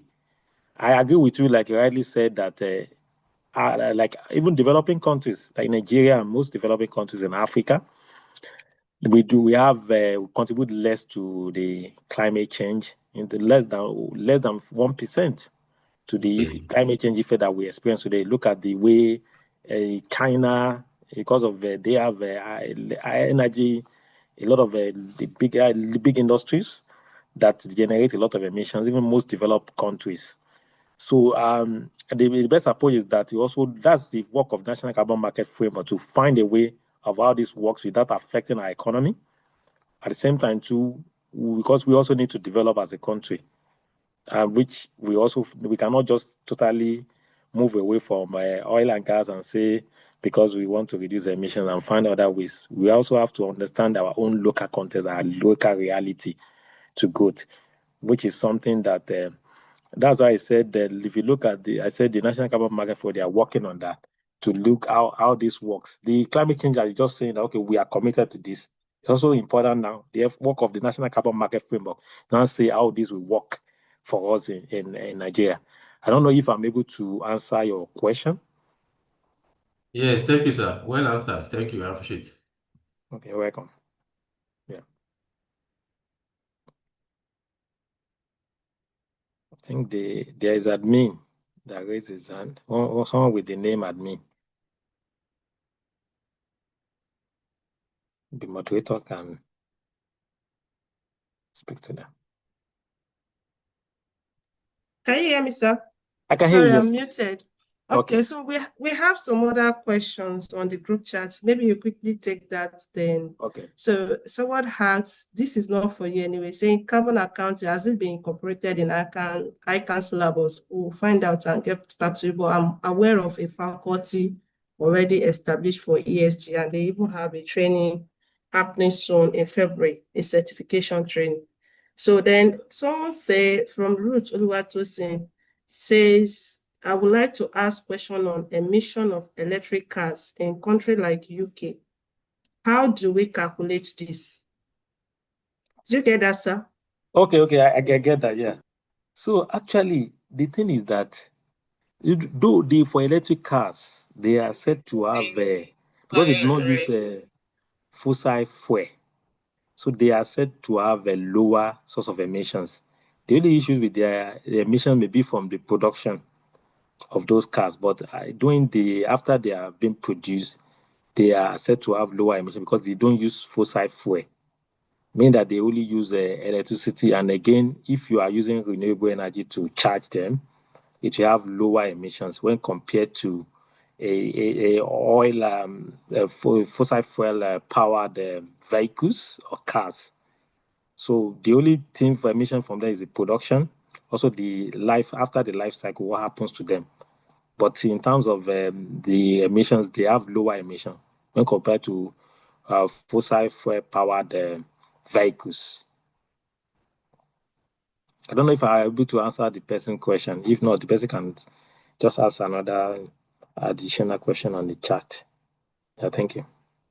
Hi, Ruth. Does that answer your question? If yes, can you give a thumb up? All right. So Moses said, "Thank you, Mr. Facilitator. I would like to ask, which one is better, imposing carbon tax or helping organization to develop a modern production techniques? Which one is better?" Did you get that, sir? Yeah, I didn't get it. You said the person asked that. Is asking which Okay. of these is better? Is it imposing carbon taxation or helping organization develop a modern production techniques? Okay. I think for me, what I would say is that it depends on the way we look at it. Both can be better. But the way we now adopt is really the carbon tax. If we impose it, I think it should be imposed on large emitters. But an incentive should not be paid on lower emitters if they are able to do certain things, which means that they are going to get incentive and reduce their other sources of tax, which is not even related to emissions. That is the way I think it should work for carbon tax. And the other one is that, okay, both should also be considered by government. The other part of it is that also helping companies to develop the modern techniques. For instance, the raw materials, even the materials for renewable energy is still very expensive today. So which is something that government can do from policy angle to make it less costly, and which more home can be able to adopt. And also as part of policy framework to also create more, government can subsidize that to encourage more home to go into have renewable energy. So I will look at it from the two angles, but not that tax to now be used as a way to punish indoor or small scale enterprise or startups that are just starting. It's just to create like a kind of incentive for them. If you're able to do this, not that they have to pay tax from that angle, but trying to create something in place if they are able to do certain things that they get reduce the kind of tax they pay generally to the government. So that's the way I will look at it. Yeah, thank you. Thank you, Mr. Adewale Lawal, for that. So we have two other questions on the chat box. So Dr. Thompson Ayegune says, "Good morning, sir. My question is, when will this be applicable to government agencies?" Okay, maybe I guess it's trying to say, I talk about the reporting of scope 1, scope 2, and scope 3, which I say that for now is not really applicable to if I get that person correctly, it's not applicable to public sector. Why is that the International Public Sector Accounting Standard Board, IPSASB, is yet to release a guidance that will guide the public sector for calculating their emissions. So as such, we are still waiting for that. So that will now guide whatever data they release, we guide the implementation of reporting for IFRS S1 and S2 for those in the public sectors. I hope I get that person. So thank you.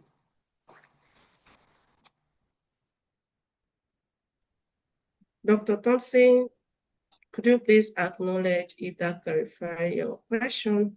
If yes, you can give you can react by giving any of the emoji. Thank you, sir. So we have another question for you, sir. It's from a Zoom user. Please, can you kindly assist to update your name so that it reflects your name? Okay, his name is Peter.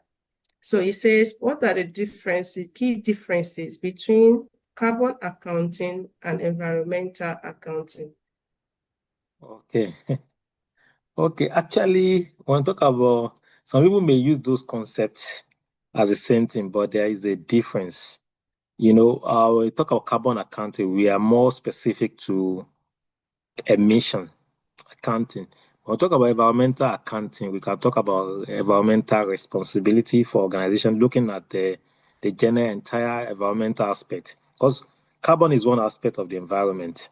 Because when you talk of, there is concept of ESG, environment, social, and governance. Talk about environmental accounting, the social accounting, governance accounting is just like a responsibility, being accountable. When you don't call environmental accounting, trying to calculate what are the likely effects from environmental angles to the society. For instance, what are some companies now they now quantify the aspect of their environmental activities. For instance, they look at waste management, how much we're able to save as a result of that. But carbon, we are looking at it specifically from the angle of emissions, calculating those emissions. But there's no concept for now about environmental accounting. It's just used as a concept of being like environmental stewardship, trying to be accountable to what you do to the environment. That is the way the concept of environmental accounting is used, not as a calculation per se. But the concept of carbon accounting it has a method and approach developed by the GHG protocol for how we can calculate it. For environmental accounting, it's just about organization being more intentional, trying to look at your activities and say, what are how does our activities impact on the environment? How can we now mitigate it? Which also carbon accounting is one aspect of it. But carbon accounting is not more specific about the emissions aspect of it. So we can say that carbon accounting is like a subset of environmental accounting. But carbon accounting just has a way of calculating things. But environmental accounting is just about actions that needs to be done more intentional. Also, the attracting need to be more responsible in the way we manage the environmental impact of a business on the environment or on the society. I don't know if I'm able to answer that person's question or if there's any other thing. Thank you.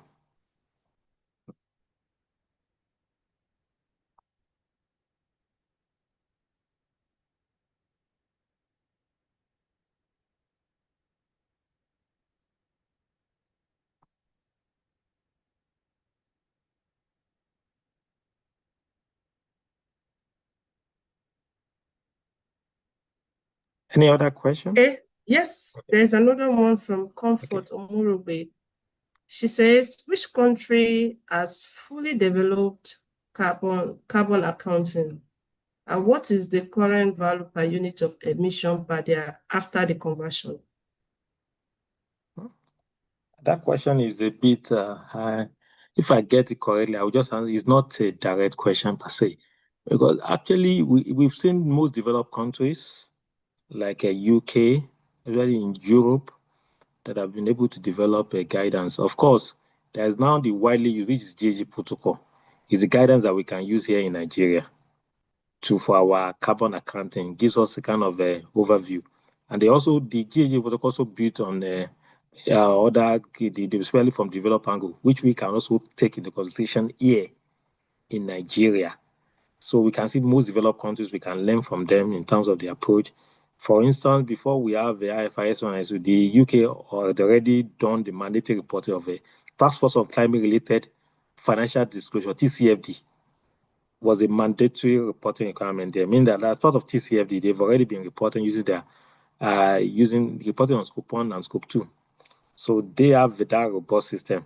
And the IFRS 1 and S2 that we have in place in Nigeria was also built on the TCFD requirement. So we can learn from them. But for Nigeria, we can learn from them. So in terms of emissions, the emission factors provided by GHG protocol gives us a kind of a way to really measure emissions based on the area where we're interested in. So we can refer to it for further guidance. It's not something I can say that this is the emission factor for it. I have to also consult the GHG protocol to know the way we calculate is that you need to understand your activity data. Okay, what are your activities? What are you doing? Looking at emission from your generator use? Are you looking at the emission from your AC, from the energy that you use? How your activity data will tell you that, okay, how many liters of fuel you use. If it's the distance you are looking at, you cover from one place to miles of you move your company-owned vehicles from one place to the other. That's your activity data. You now have to look at the emission factor from the GHG protocol.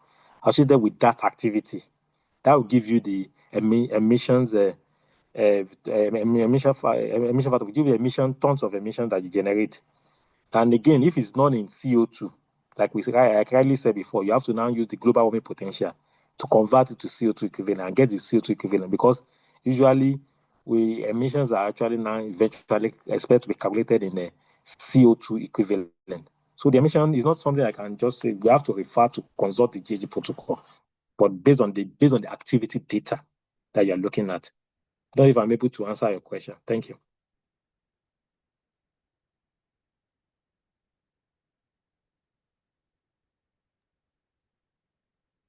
Comfort, does that satisfy your, does it clear your, Presenter, thank you very much. You or did. do you want to also Yeah. engage further? Yes. Okay. What I was really asking Ma is after you have you have converted to whatever value the guidance is providing, how do we now know the money value? Because as accountants, I think we are more concerned about the monetary value of what we are converting. Using all of those protocols, then we'll get a value. How do we now get to know? For example, that's why I know Nigeria is not well developed in that aspect. That's why I'm asking which country can we actually refer to that we can find some of these things and see the value, or can you give us the value that that country uses after you finish the conversion, which you have taught us? Most likely, there are some experts that will do that. Then we as accountants, as it has to do with the money value, how do we know what it is, but the CO2 that we are talking about that we have converted to, given whatever activity data that we are converting? That's the point I'm trying to get. Okay. My second question there was, now, is it always everything about expenditure? Because if you talk of tax, it's expenditure. If you convert your emission and making monetary, is also expenditure.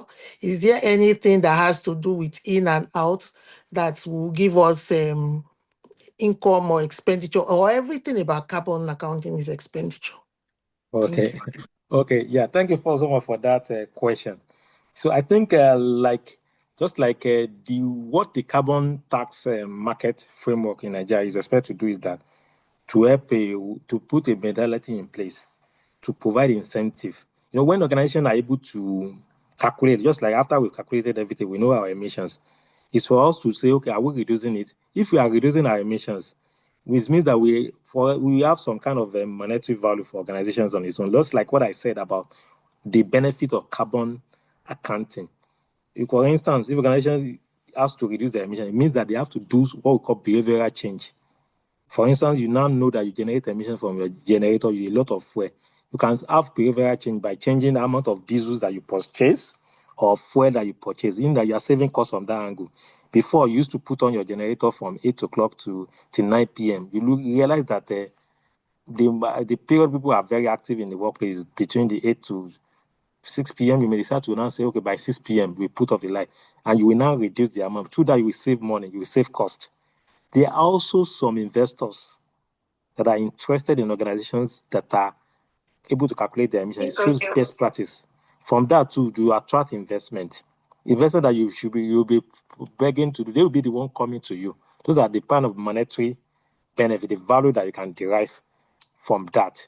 Again, from the incentive part of it, the carbon taxation as a tool, what is expected to do is that when organizations are calculated, is to provide incentive that if people go below certain level, if they're able to achieve this, that should help them to lower the amount of tax they are paying in other areas.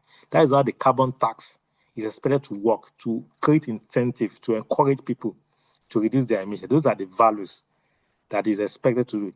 And for your question, the second question, is not about expenditure. It's about you trying to calculate, measure it, and then manage it, and then help you to now attract investment, to now reduce your for instance, when you now know the source of emission, you can now have behavioral change. For instance, by trying to calculate your emission, you can look at, okay, we generate emission from our electricity use. You can say, now, if we are not in certain building, one thing about these things is that in the short run, truth be told, it may be expensive. For instance, you move from the use of generator to renewable energy to be expensive in the short run, but in the long run, it may be beneficial. For instance, maybe I will use an example as an individual for myself. Before, I used to use a generator in my house. Now, I moved to the use of renewable energy. In the past, I spent nothing less than per week, like at least, let's say per week, like almost close to 40,000 naira cost of fuel per week. But now, after I've done that, it was expensive to do.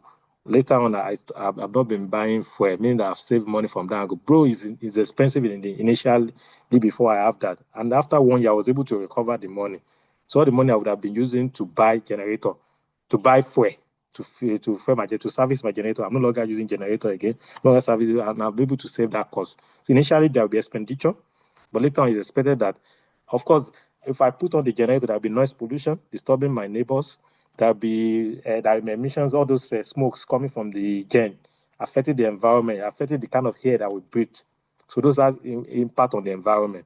So by using that, the solar panel, installing solar panel on the rooftop of my house, and using it, so I'm able to reduce the emissions. I see that save cost for myself in the long run. Though in the short run, it was expensive. Those are the kind of benefits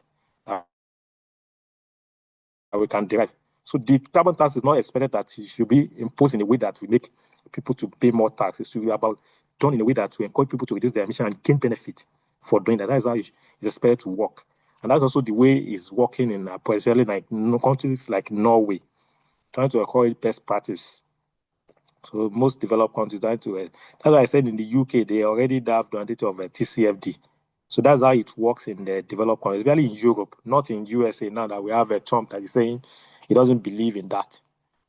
But for countries who another thing I said is that we also need to understand our local context. We cannot just move away from oil and gas and say we are not going to do it. We have to also understand our national local context development, because we have lower rate of contribution to emission, but we can just find the benefit that we can derive as a business, as an individual, to gain the benefit from the carbon taxation, carbon accounting.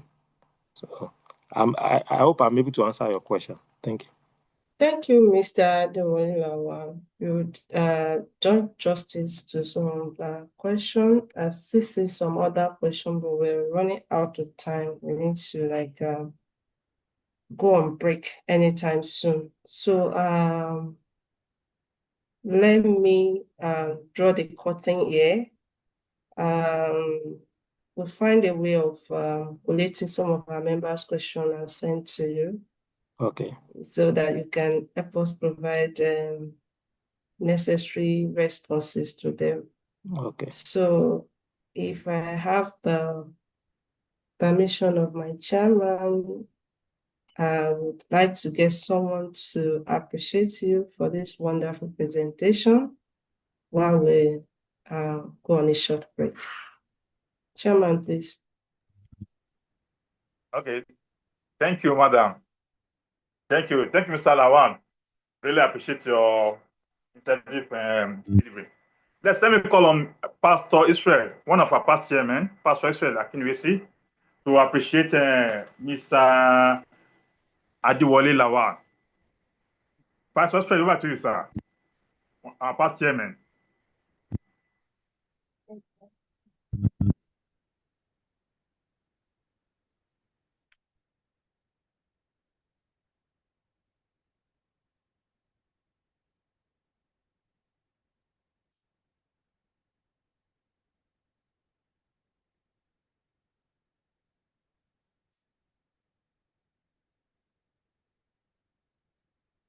Pastor Israel Akinwesi.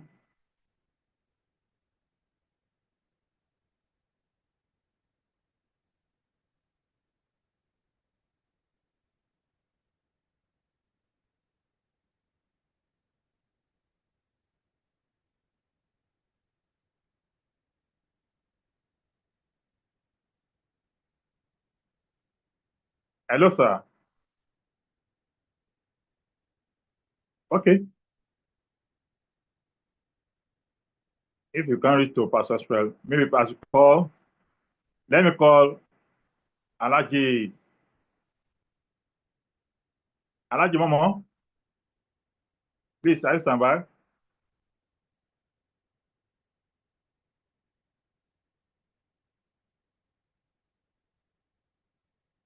Okay. Hello. Hello, sir. Yeah, good morning, everybody. Good morning, sir. Please, can you appreciate sir? Thank you so much for the honor of appreciating the honor. Yeah, well, indeed, We have indeed very much enjoyed the presentation of the presenter. They have been able to address many critical issues which bother many people and address many issues which otherwise were looking very, very doubtful. We like the content of his presentations and the way he presented them. And we're happy for the way he has done the honor to, he has done justice to the topics. We also employ him to be able to always come anytime we need his service or similar thing. Thank you so much for your beautiful presentation, in-depth display of the knowledge required, and coherent address of the various issues and questions. Thank you very much, and God bless you. Also, we thank the territory for making this opportunity available for us to learn more on this continuous learning basis. Thank you so much, and God bless you. Thank you so much. Thank you, Alaji Imam Mama, for that appreciation. So, on this note, Madam, over to you, please.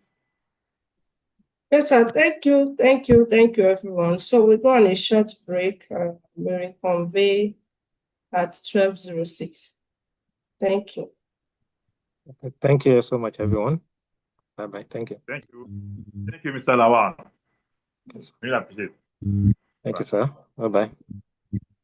Bye.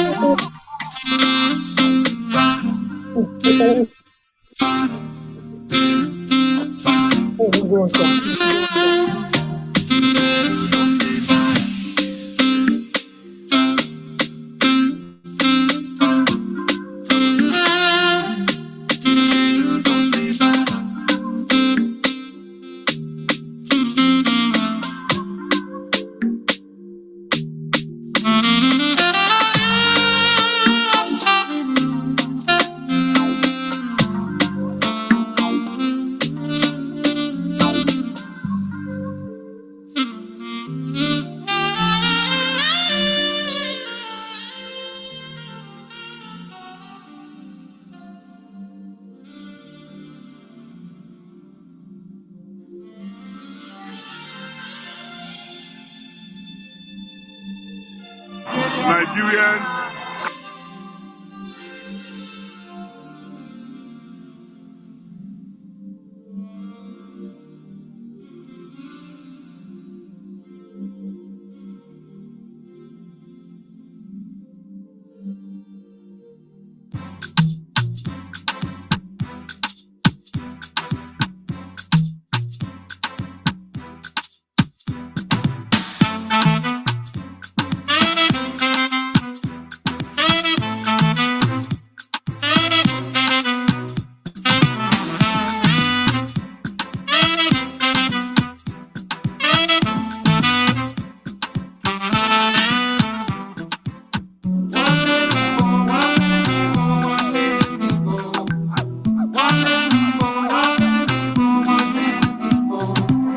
LMS, come to smoke cannabis. Doctor say make a pop one of this. Make me fly like say I'm Aladdin.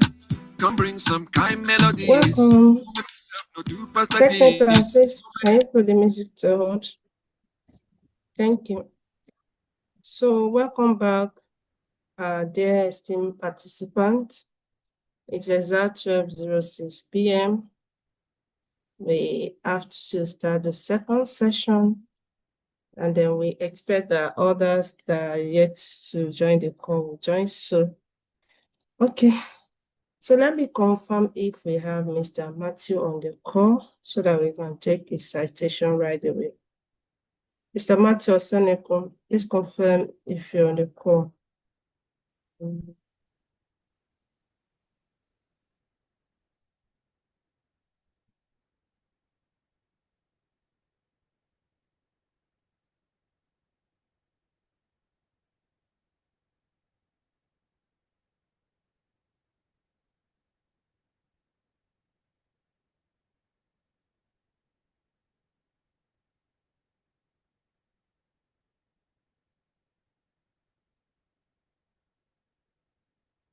I think he's not on the call right now. He dropped a message for us earlier, so let me just check on him.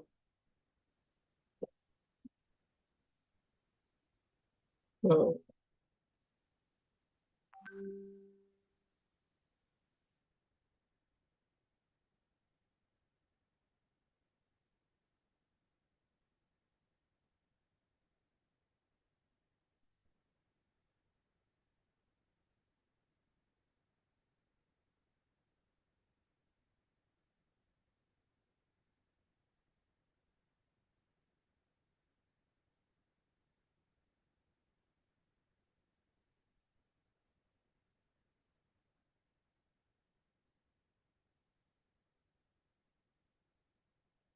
Technical, please, let's have the music while we try to get him back.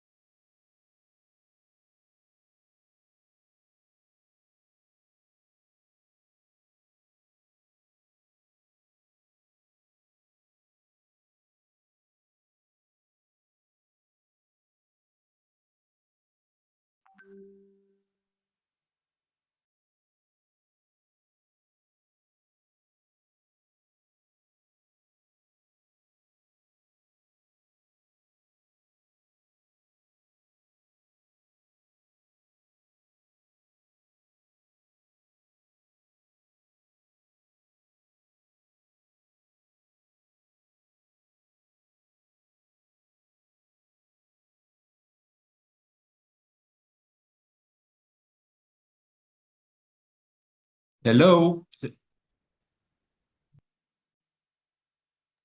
Yes, Mr. Simeon.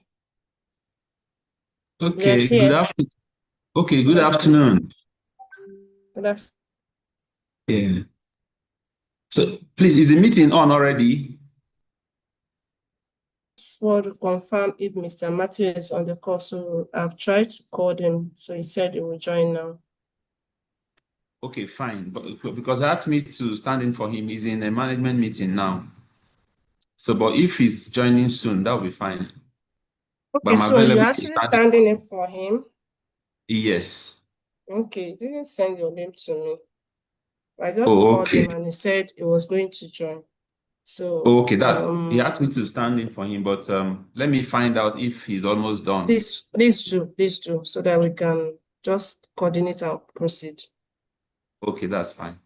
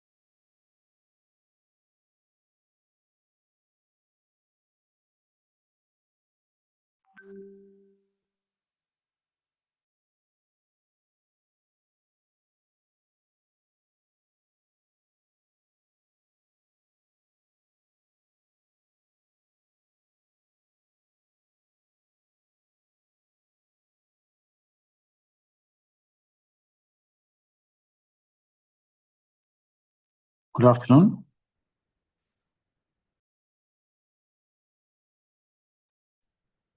Yes, good afternoon, sir.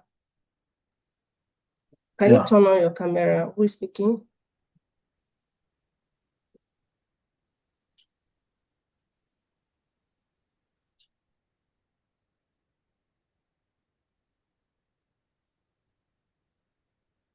Yeah, good afternoon, everyone. Can you see me? This is Mr. Matthew Yes. of Saneku. Yes, we can see you. So we'd like to take your brief citation just before we proceed with the training proper. So this permits me, my dear fellow participant, please permit me to read Mr. Matthew Osaniku, FCA citation. So our second facilitator for today is Mr. Matthew Osaniku. Please pardon me if I'm under your name. So you're going to help me to correct it. A highly distinguished tax professional and public sector leader.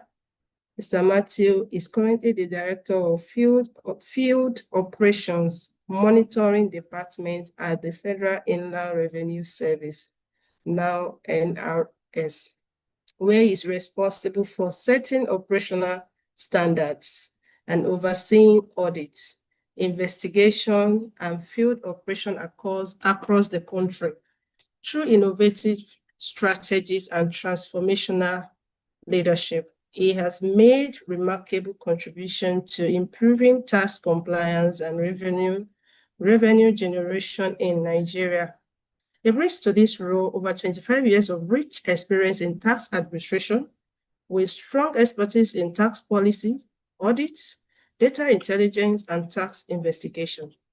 Throughout his career at FRS, he has served in various capacities across multiple locations, consistently demonstrating integrity, excellence, and progressive leadership academically and professionally. Mr. Oseneku is highly accomplished He holds a bachelor degree in accounting and an MBA, and is also a fellow member of the Institute of Chartered Accountants of Nigeria and a fellow of Chartered Institute of Taxation of Nigeria.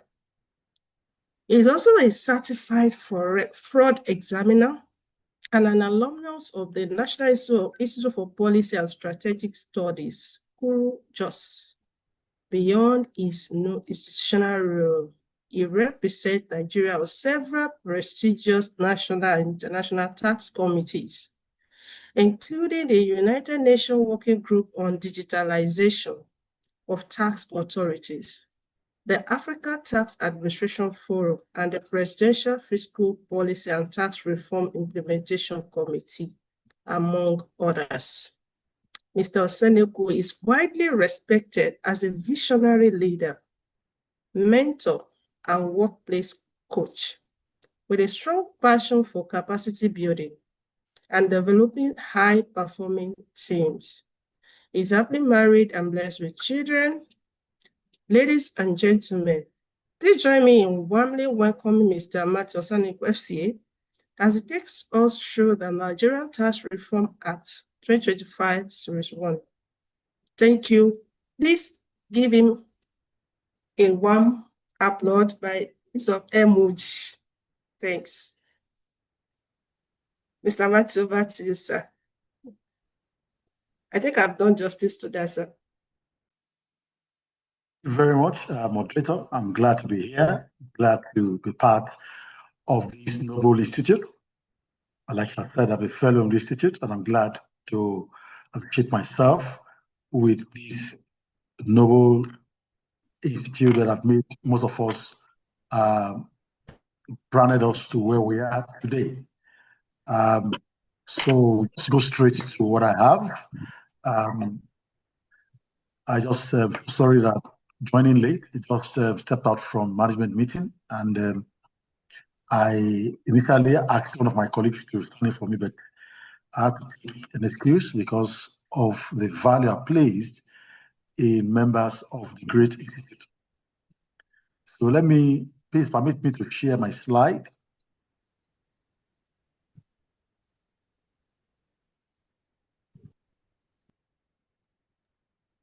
Please go ahead, sir. It's coming up. Please, can you see? All right. Yes, I can see it. All right. So I also put it now very clearly. Yes, it's very clear. Yeah. So, dear colleagues, because of time, I will just go straight to what we have.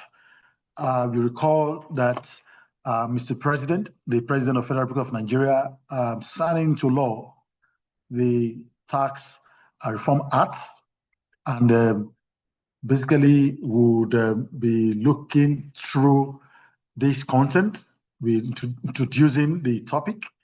They look at the tax laws and the tax architecture, the structure of the NTA, like we have discussed. That this is the first series. The law that we enacted is enormous, so we'll be discussing them in series.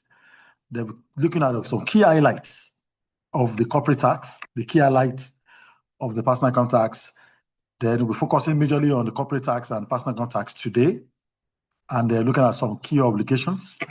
Then we will look at some key illustrations and calculations, because we are members of this great institute, and they also will be concluding with our concluding thoughts. You agree with me that the Nigerian tax law reform is a big landmark achievement for the government. That we have a comprehensive overhaul of our tax system. Because prior to now, our tax system has seen to be moribund when we compare with global and international best practice.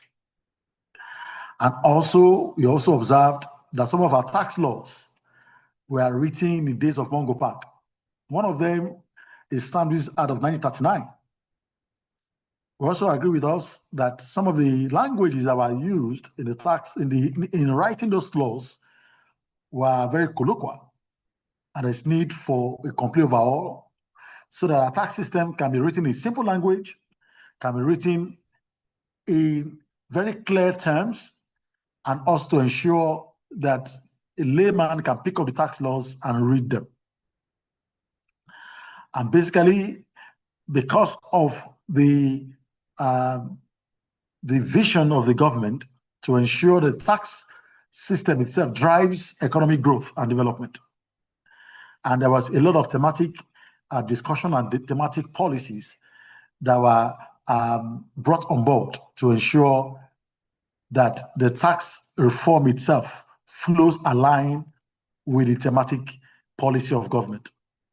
And one of the thematic policies of government is to tax the fruit and not the seed, to support small businesses, to ensure that businesses diversify, and also to improve the business environment of the country, and also to ensure that we have an enhanced and effective tax administration system, so that the tax administration system in Nigeria can be counted among one of the most trusted and efficient tax administration in the world. But when we look at our place in the Committee of Nations, we are far behind. But because of this glorious leap that government has taken, we are now be counted among the Committee of Nations as countries that are getting it right in terms of our tax system. And the implementation has started. You agree with me that the tax laws that have been enacted takes effect from 1st January 2026. And we are already implementing the law, and we want everyone to align because the law is here. So, like I mentioned earlier, those 4 laws are enacted. The first one is called the Nigerian Tax Act. Nigerian Tax Act itself is a taxing provision. It is one that consolidates all the tax laws into a single legislation. Prior to now, we have different tax laws, the CETA, the VAT Act, the PPT, the PIA, the CGTA, and all other taxes. So what this law has done is to have what they call one single legislation that consolidates all those taxes into one single legislation. So this reduces complexity in the tax system. This also ensures that non-tax provisions are not seen in non-tax legislation. So tax provisions are not seen in a single document, which we call the Nigerian Tax Act. So any tax provision that is not seen in the Nigerian Tax Act may not be counted as valid. We have the Nigerian Tax Administration Act. This introduced a uniform technology-driven framework, majorly for filing, assessing, enhancing efficiency, reducing bureaucracy, and talks about the operations of the 3 levels of government at the federal level, the state level, and local government level. Setting out the key provisions, how taxes are administered at these 3 levels of government, so that we can have one single document that speaks to administration. So the Nigerian Tax Act tends to achieve this. All right, so I can have a single legislation for efficient tax administration in Nigeria instead of having them in silos. So that is what the Nigerian Tax Administration Act has done. So we also have the Nigerian Revenue Service Act. You agree with me that the FRS, Federal Revenue Service, has been renamed Nigerian Revenue Service. So the policy intention is that the NRS, even previously FRS, collect taxes for the federation that has been shared by the 3 tiers of government. All right. So the NRS do not collect revenue for the federal government alone, but collect revenue for the federation.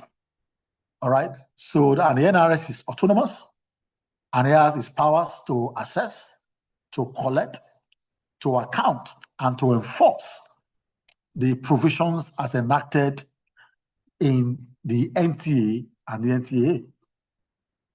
We also have the Joint Revenue Board Act, Establishment Act. This actually has given more powers to the JRB to ensure that they can ensure coordination and facilitation, harmonization of administration of taxes by the three tiers of government, so that every tax authority will be speaking one language. All right, this act also introduces the Office of the Tax Ombuds, which seeks to promote and support and enhance the rights of taxpayers. And we have the Tax Appeal Tribunal that we have currently before, that advocate between where there are disputes between the tax revenue authorities and the taxpayers. So where the disputes are not settled at the Tax Appeal Tribunal, it's now escalated to the Federal High Court, from Federal High Court of Appeal and to Supreme Court. So the key highlight of the tax laws that I mentioned earlier is to harmonize taxes. Prior to the enactment, we have about 30 to 40 established tax legislation and over 200 unestablished tax legislation at the federal level, the state level, and local government level. But now, the essence is also harmonize the taxes into one single digit. All right? And the essence is also to enhance and improve the tax base. That's why you see that the rates of the taxes were not changed. The VAT rate is still 7.5%. The income tax rate is still 30%. And even there is this recommendation for the national tax policy to ensure that the tax rates are even reduced to 5% going forward. To exemption of essential goods and services are part of the thematic policy driven, the policy objectives, to ensure that small businesses grow, exemption and obligations for VAT, that we don't strangulate small businesses, that also there's need for modernization and automation of the tax system. So as we currently speak, the system is being developed internally by the Nigerian Revenue Service, which will soon be unveiled. And that seeks to modernize and to automate the tax system to align with global international good practice, and to ensure that the tax system is also driven efficiently and effectively. So, dear colleagues and friends, the tax system is also to drive compliance. That's why we have strict penalties. Penalties have been enhanced in this new system. Also to strengthen coordination, harmonization, and collaboration between subnationals and the tax authority at federal level. Also to ensure that the domestic resource mobilization improves. So currently the tax to GDP ratio stands about 4.8%, and we're giving a tall order to improve to 18%. So that this by extension will increase and improve the economic growth and development of our country. To let you know that the NRS has commenced implementing digital transformation, and there are levels of transformation, and there are 5 levels of transformation. The first level is called the Imagine, where the system are manually driven. The next level, so you start from Imagine, then you move to growth level, then you move to leading level, then you move to aspirational level. All right. So, but currently we are moving towards the type of 3.0. So where all systems are automated. When we talk about e-invoicing and fiscalization of transactions, where transactions are traced, transactions are tracked, transactions are monitored. And you agree that currently the NRS, previous FRS, has introduced the e-invoicing through the merchant buyer solution. And this is to provide a real-time visibility of business transactions. And this is to loop the system into the billing system of the business. As you are transacting your business, as you are reading invoices, the transaction are seen at the back end. All right. So, and majorly the flow and the policy direction is also to move towards encouraging voluntary compliance. So this is just some of the key highlights of the new tax law so that we can just be guided. So we're going to go straight to the structure of the two acts that we'll be discussing today. The first one is the Nigerian Tax Act. The structure of the act is that the act has about 9 chapters. So that's chapter 1, chapter 2 to 9. So chapter 1 and 2 speaks to the corporate taxes, while chapter 3 speaks to the operational, speaks to those in petroleum operations. And we have several chapters, chapter 4, chapter 5, chapter 6, down to chapter 9. And we have 203 sections of the law. You have 24 parts, and we have 14 schedules. So the way it's structured is that some of those sections and those schedules are linked together. All right. So, and we'll be speaking to a few of those provisions, but because of the technicality involved in petroleum operation, we may not be speaking to petroleum operation today. We're looking at the corporate tax for this series.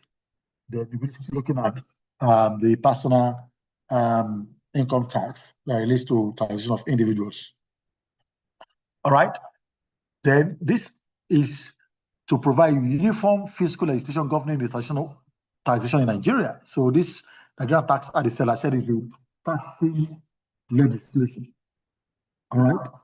So why the Nigerian Tax Act, Nigerian Tax Admission Act has 5 chapters, has 148 sections, 8 parts, and 5 schedules. All right. So most of the schedules we have currently in CETA, we have currently in some of those legislation have now been consolidated into these 2 acts. So for taxation in Nigeria, these 2 taxing provisions, these 2 acts are the driving force of taxation in Nigeria. All right.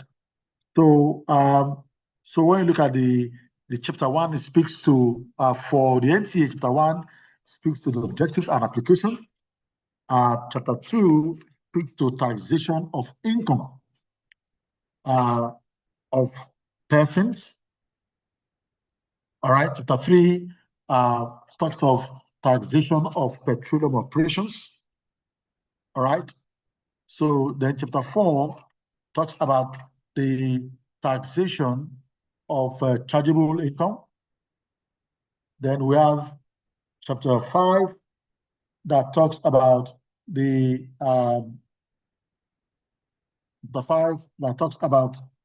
taxation. Chapter 5. Sorry, let me just confirm that. Okay, let me move to chapter 6. Chapter 6 talks about the VAT. Then we move to chapter 7 that talks about exemption. Chapter 8, we have other provisions, and the chapter I, general provisions. So those chapters are set out in the Nigerian Tax Act. Why in Nigerian Tax Admission Act, we have those 5 chapters. So but basically, we'll be going straight to some of the key changes in those laws that have been highlighted. So we won't be speaking to all the provisions, but we will be speaking to the key changes in the NTA and the NTA. So I'm going to be starting with the corporate taxes. One of the key change we have in the corporate tax is the definition of small companies. So the definition of small businesses are defined as businesses that has annual turnover of 100 million or less, or with a fixed asset not exceeding 250 million. So let me clarify this position. Currently in the official release, because we are actually battling with what constitutes a small company. So we have in the official release that we have, a small company was defined as a company that have annual turnover of revenue of 50 million or less. While in the NTA, we have a small business being defined as a business with annual turnover of 100 million or less. But both of them has the same position as per the fixed asset. That is, not the fixed asset not exceeding 250 million are exempt. All right. But in further discussion, I'm looking at the harmonized version with the National Assembly. We're seeing that the government tends to ensure that they exempt small businesses with annual turnover of 100 million.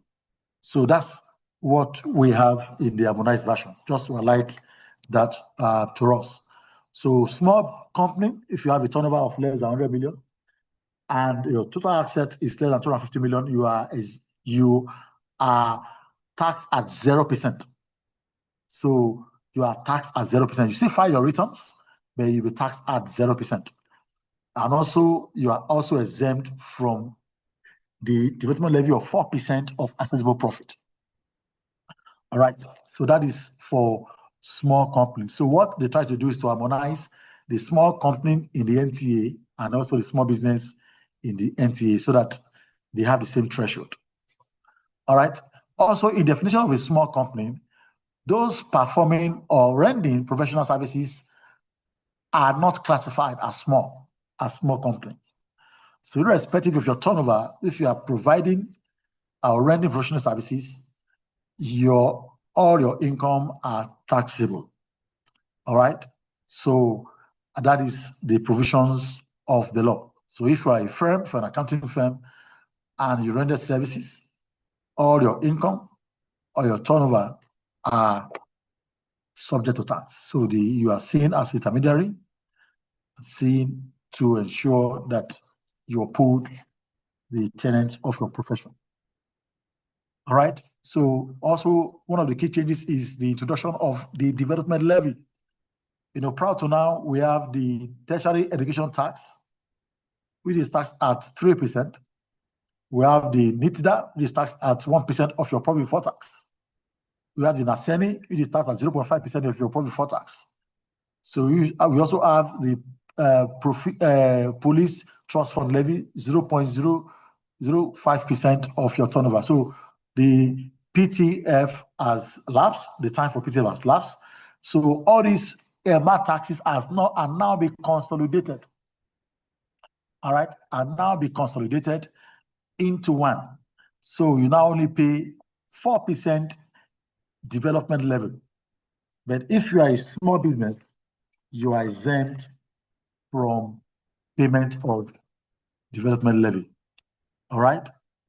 So, and companies are now categorized into two: large companies and small companies. So small companies are taxed at 0%. That is, you still file your returns.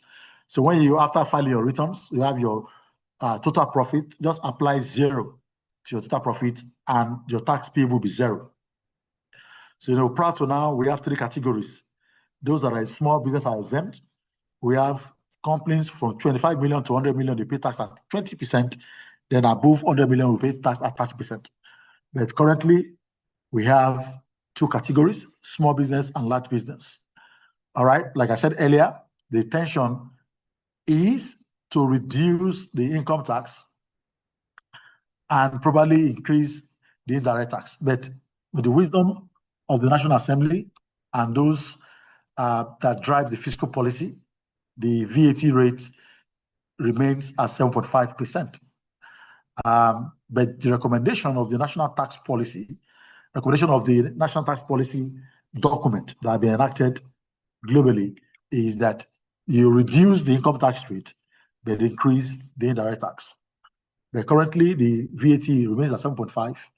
The large companies are 30% and may be reduced to 25% by an order issued by Mr. President and unadvised by the National Economic Council. All right, then we have the Capital Gain Tax. Capital Gains Tax Act has been repealed, so has now been infused into the income tax. So how this is play out is that you compute your capital gains, your chargeable gains separately. That is, you have your sales proceeds, you have less the cost of acquisition, you have your chargeable gain. So that chargeable gain will now be added as part of your assessable profit. All right, and tax at 30%. All right, so that is how it's being done in this new law, in line with Section 27 of the NTA. All right, so the chargeable gains is now taxed at 30%. So, but prior to that, is charged at 10% in the Capital Gains Tax Act. But in the NTA, it is added as part of your assessable profit in computing your tax payable. All right. Then we have what they call the new one, which is called the minimum effective tax rate of 15%. So this for large corporations and the constituent entity of an M&A, if you're a member of a multinational with a global turnover of 750 million euros, or you're a Nigerian company and your turnover is 50 billion and above, that is, the tax that is expected for that entity to pay, minimum tax is 15%. So what is played out is that you first compute your tax normally. All right. So after you have computed your tax, so that tax is called the cover tax. All right. Then the cover tax will now be applied to the net income, which is derived from your profit before tax. Then we will deduct some, some items as enacted in the law. All right. So that will now have your cover tax all over the net income. After you are taking out your frank investment income, you are taking out intergroup transfers and other exclusion that the law has provided. So that gives us your effective tax rate. So if after you have computed that and your tax rate, for instance, is 10%, so a top-up tax of 5% will be added. But if it's more than 15%, if after you have computed the cover tax all over your net income and you have 16%, it means no additional tax will be paid. So in this law, it's called additional tax, but globally it's known as the top-up tax. It's known as the top-up tax. That is a top-up tax that we paid. Because the essence is that if we do not top up that tax and get that amount and if that company does not pay that amount, the top up into Nigerian coffers, the foreign entity, the parent company of the foreign entity will top up the tax and it will escape from Nigerian coffers. So that's why that was infused. That was included in our tax legislation. All right, so I'll be giving some illustration as regards the issue of effective tax rate. All right, so then currently, let me also place this on record. What we are using currently for this webinar is the official release gazetted copy. So if there are any adjustment or amendment as the National Assembly convenes next week, because I learned there's a version that will soon be out, and that may override what we'll be discussing today. But what we're discussing today majorly is based on the provisions that was enacted and that we have as official release gazette, just to place that on record. All right. Then we looked at another issue that also came on board is the Economic Development Tax Incentive. So this replaces what we used to know as pioneer companies under a DITRA. All right. So the Industry Development Income Tax Relief Act, which gives pioneer status, all right, to companies. The initial 3 years, the additional 5 years. But this new act replaces the pioneer status with what they call the priority sectors. All right. So the priority sectors are now listed in the schedule in the MTA. All right. So those sectors are listed, and there are rules to govern the new economic development tax incentives. So the first rule is that the qualifying capital expenditure must be certified by the Nigerian Revenue Service. You get your production certificate, which will be certified by the Special Division of the Ministry of Finance or Ministry of Industry. Then, after that is done, after that, the QCE are certified. Then we issued a tax credit of 5% of the QCE, all right, in the first 5 years. All right, so that form part of, so you can use that to offset your tax liabilities going forward. All right, then we'll be discussing that also later. We also have the new entrant, some another change that we also want us to know is the capital allowances. The capital allowances competition has also changed. We currently have the initial allowance, annual allowance in CETA. That has also changed. So, and we have 3 categories. So the categories we have now, we have the 10% category, 20% category, and 25% categories. And the QC will enjoy initial allowance at a flat rate with a retention of notional book value of 1%. All right, from 1% of the QC. All right, so there's an error here. All right, so the way it's computed is that you compute your, you get the QC that is certified, then apply your rate at the flat rate of, for instance, if the rate is 10%, it means the QC can enjoy capital allowance for 10 years. All right, so then we now have a 1% of the value as a national value for traceability. The essence is for traceability so that there can be a national book value of the QC of the asset so that the tax authority can trace, all right, the relevant qualifying capital expenditure that has been incurred by the company. All right, we have another rule that's also very interesting. In section 6 of the NTA, we have the rule called the Controlled Foreign Companies Rule, the CFC rule. So this was introduced based on international tax policy discussion, where companies tend to evade tax and also ensure that the source income, revenue, and income that are accruable to the to a state are actually accruable to that state. So that led to the change of the issue of taxability to tax in Nigeria. Before now, the rule of chargeability to tax are into 4 groups. We have what they call derived in Nigeria, received in Nigeria, brought into Nigeria, and accrued in Nigeria.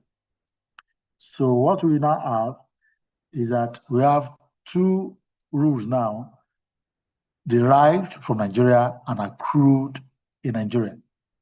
So where the income accrues in Nigeria, it means that income is subject to tax in Nigeria because the income of a company, a Nigerian company, all right, is subject to tax irrespective of where that income arises from. So what we call the worldwide income, both income derived from Nigeria and income that accrues into Nigeria.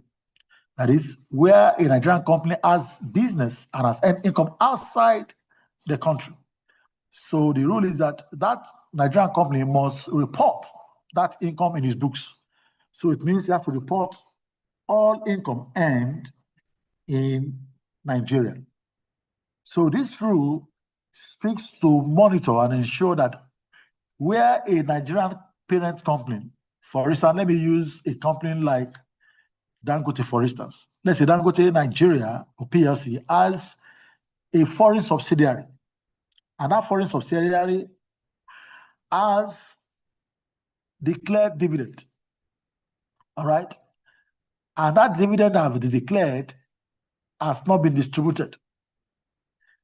the law says it will be deemed distributed. So very soon, a regulation that speaks to this will soon be out. The regulation is currently being developed that guides how the CFC rule will be administered. So it's not all income that are deemed to be distributed as subject to tax under this rule. There are some exemptions. All right. And the system currently being developed internally are also be configured to align with the regulation. All right. So the parent company will deem the income, the dividend of the subsidiary, because they have shareholding in that subsidiary. All right. So ensure that the income of the tax in Nigeria are included in the financials of the Nigerian entity. So that is one of the new rules that has been introduced for those Nigerian parent companies that have foreign subsidiaries. So we have another interesting one we call the VAT payment as a criteria for a liability of expense and claim of capital allowances on QCE. So what this tries to do is to drive compliance. Where an expense has been incurred and VAT is payable and VAT is not paid, in this new rule, that expense or that cost will not be allowed for tax purposes. All right? So the same goes with the capital allowance claim on the QCE. If an asset has been incurred or has been purchased and is subject to VAT and VAT is not paid, so that QCE will not enjoy capital allowances. So that is the new rule that we need to take that on board. Also, we have the gaming and lottery business. You recall that prior to now, the gaming and lottery business industry or companies are taxed under the National Lottery Establishment Act at 7%. So all those provisions are now being introduced into the NTA. So the gaming and lottery business is now subject to tax under the NTA at the prevailing rate of 30%. So it acts its own rule, how that is taxed. The way it taxed is that we have the some deductions that are allowed. Apart from deductions that are allowed by other companies, the amount of price paid as winning and prizes, paid to relevant price fund will be allowed. The agency commission that also been paid to agents are also allowed. Levies paid to relevant government agencies are allowed. So all those provisions in the Nigerian Lottery Act are also being infused into the NTA to ensure that only the profit that is accruable to that business is subject to tax at 30%. All right. Then also we have an issue of expenses that are being incurred in foreign currencies because of the issue of exchange rates. So this new rule that only one will be allowed is the official CBN exchange rate, so that we can have certainty in reporting. All right. So that is also being taken on board. All right. So I think I've talked about chargeability to tax rule, that the income or profit of a resident individual or company is deemed to derived and chargeable to tax in Nigeria wherever the income is made. So whether the income is brought into Nigeria or not, mention it, that issue of derived from Nigeria, accrued Nigeria, brought into Nigeria or received Nigeria. The issue of brought into Nigeria and received Nigeria have been taken out. So whether the income are brought into Nigeria or received Nigeria does not matter, as long as the income accrued to Nigeria or the worldwide income of an individual or a company is subject to tax in Nigeria. All right. So we also have the deductibility rule. Before you have the REN rule, wholly, exclusively, necessarily incurred rule. But now the issue of reusability and necessary rules have been deleted. So we only have the wholly as long as the expense is wholly for that business and exclusively for that business. All right. That income or that expense is allowed for tax purposes. So, and the rule, there will be a circular that speaks to the issue of what constitutes wholly and what constitutes exclusively will also be issued in due course. All right. So gains from disposal of shares are currently in CETA, disposal of shares of 100 million and above are subject to CGT at 10%. But in this new NTA, the rate have increased to 150 million, where the proceeds of disposal is more than 150 million. And the chargeable gain is up to 10 million in a 12-month, 12 consecutive month. Between that month, they will constitute a chargeable gain and be subject to tax at 30%, and except the proceeds are invested into the that same invested into either the same company or similar other businesses in Nigeria. So we have the new thing that I mentioned earlier, the invoicing, provision, and fiscalization. So this is in line with the electronic fiscal system provisions and system vision of the NRS. It's a big one, and this rollout has been in phases. The first rollout as those that have a turnover of 5 billion and above, large companies. All right, so very soon it will move down to medium companies and also small and emerging businesses. All right, so and so the way it works is that those small businesses that don't have a a structured business may be given a fiscal device. All right, so that's what we call fiscalization. A fiscal device should be given to small businesses, and all businesses must issue their invoice through the e-invoicing and fiscalization device. So it's a big project, and the NRS has commenced that from last year, and a lot of large companies has already keyed in. And I want to also state that there are penalties for failure to key in. It's very, very stringent. We want to advise members on this call and professionals that are actually advisors to businesses to ensure that businesses key in into the new invoicing and fiscalization framework of the Nigerian Revenue Service Act. So the first penalty is failure to even connect. So when you fail to connect, that's a penalty. And even fail to use the fiscalized device of another penalty. So there's need for us to drive compliance. Another interesting rule that I want to also highlight here is the new exemption to agricultural businesses. All right.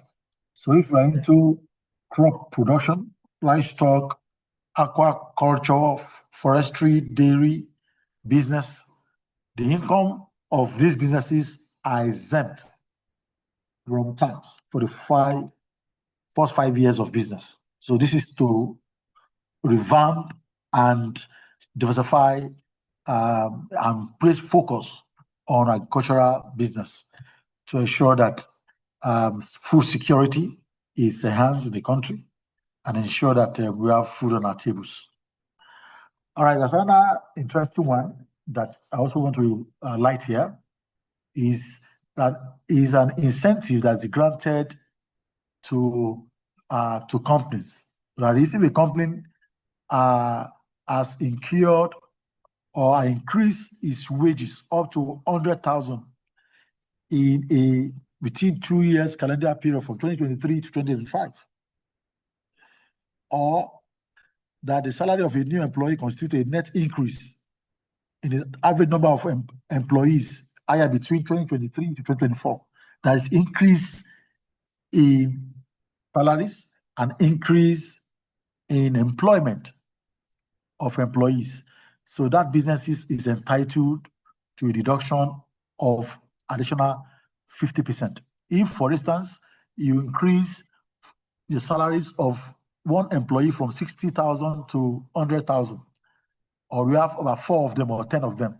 So 10 times 40, that's about 400,000. So the law says that 50% of that 400,000 will also be allowed. It means 200,000 of that 400,000 will be additional cost that the government will allow for you to be killed as for you to claim as deduction.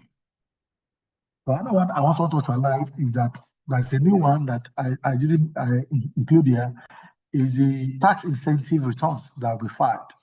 So maybe I'll speak to that when I move to issue of compliance.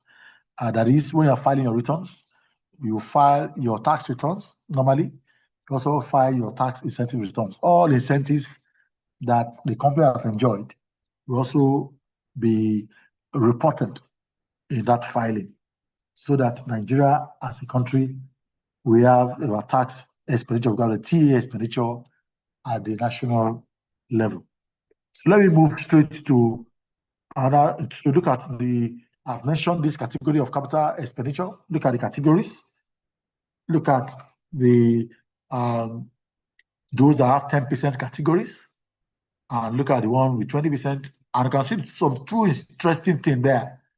Proud to now, all those big engines that be classified under the heavy transportation expenditure. Like we have the train, we have the rail. Before now, they are not classified. Even the engine of an aircraft is not classified. So the engine of an aircraft is classified under the heavy transportation expenditure. So because just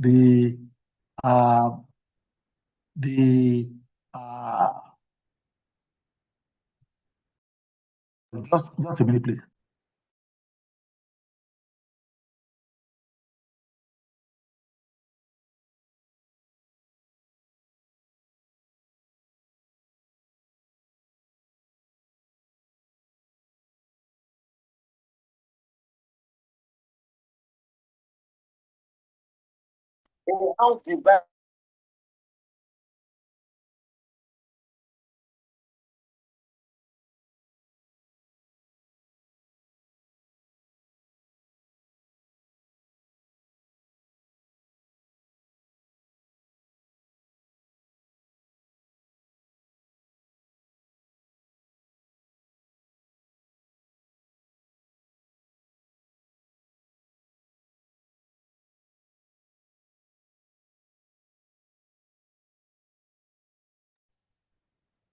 Our esteemed participant, please just please stand by.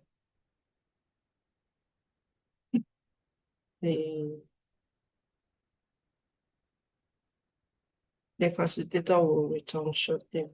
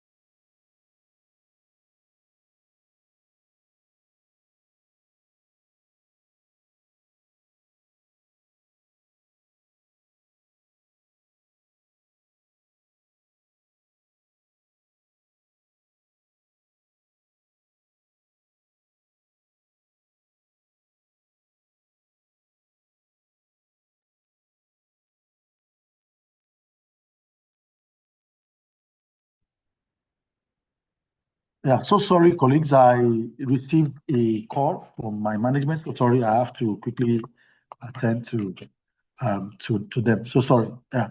So can you hear me, please? Yes, we can hear you, sir. You're welcome. So sorry Thank for you, sir. breaking transmission.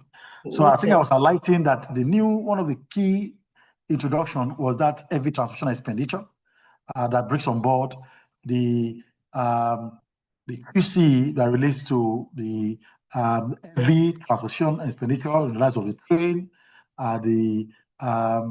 the aircraft engine, and the ship engine, and all that have been introduced because they have because they have longer decision period. So that was also introduced. And the three categories, we have the 10%, 20%, and 25% category. So now, and the capital allowances is now straight line basis. All right. So if the QCE is 1 million and is a building expenditure, just apply 10% to 1 million. So the annual allowance is 100,000 every year. So now have 1% of where 1 million, 100,000 as a notional value in your books for traceability.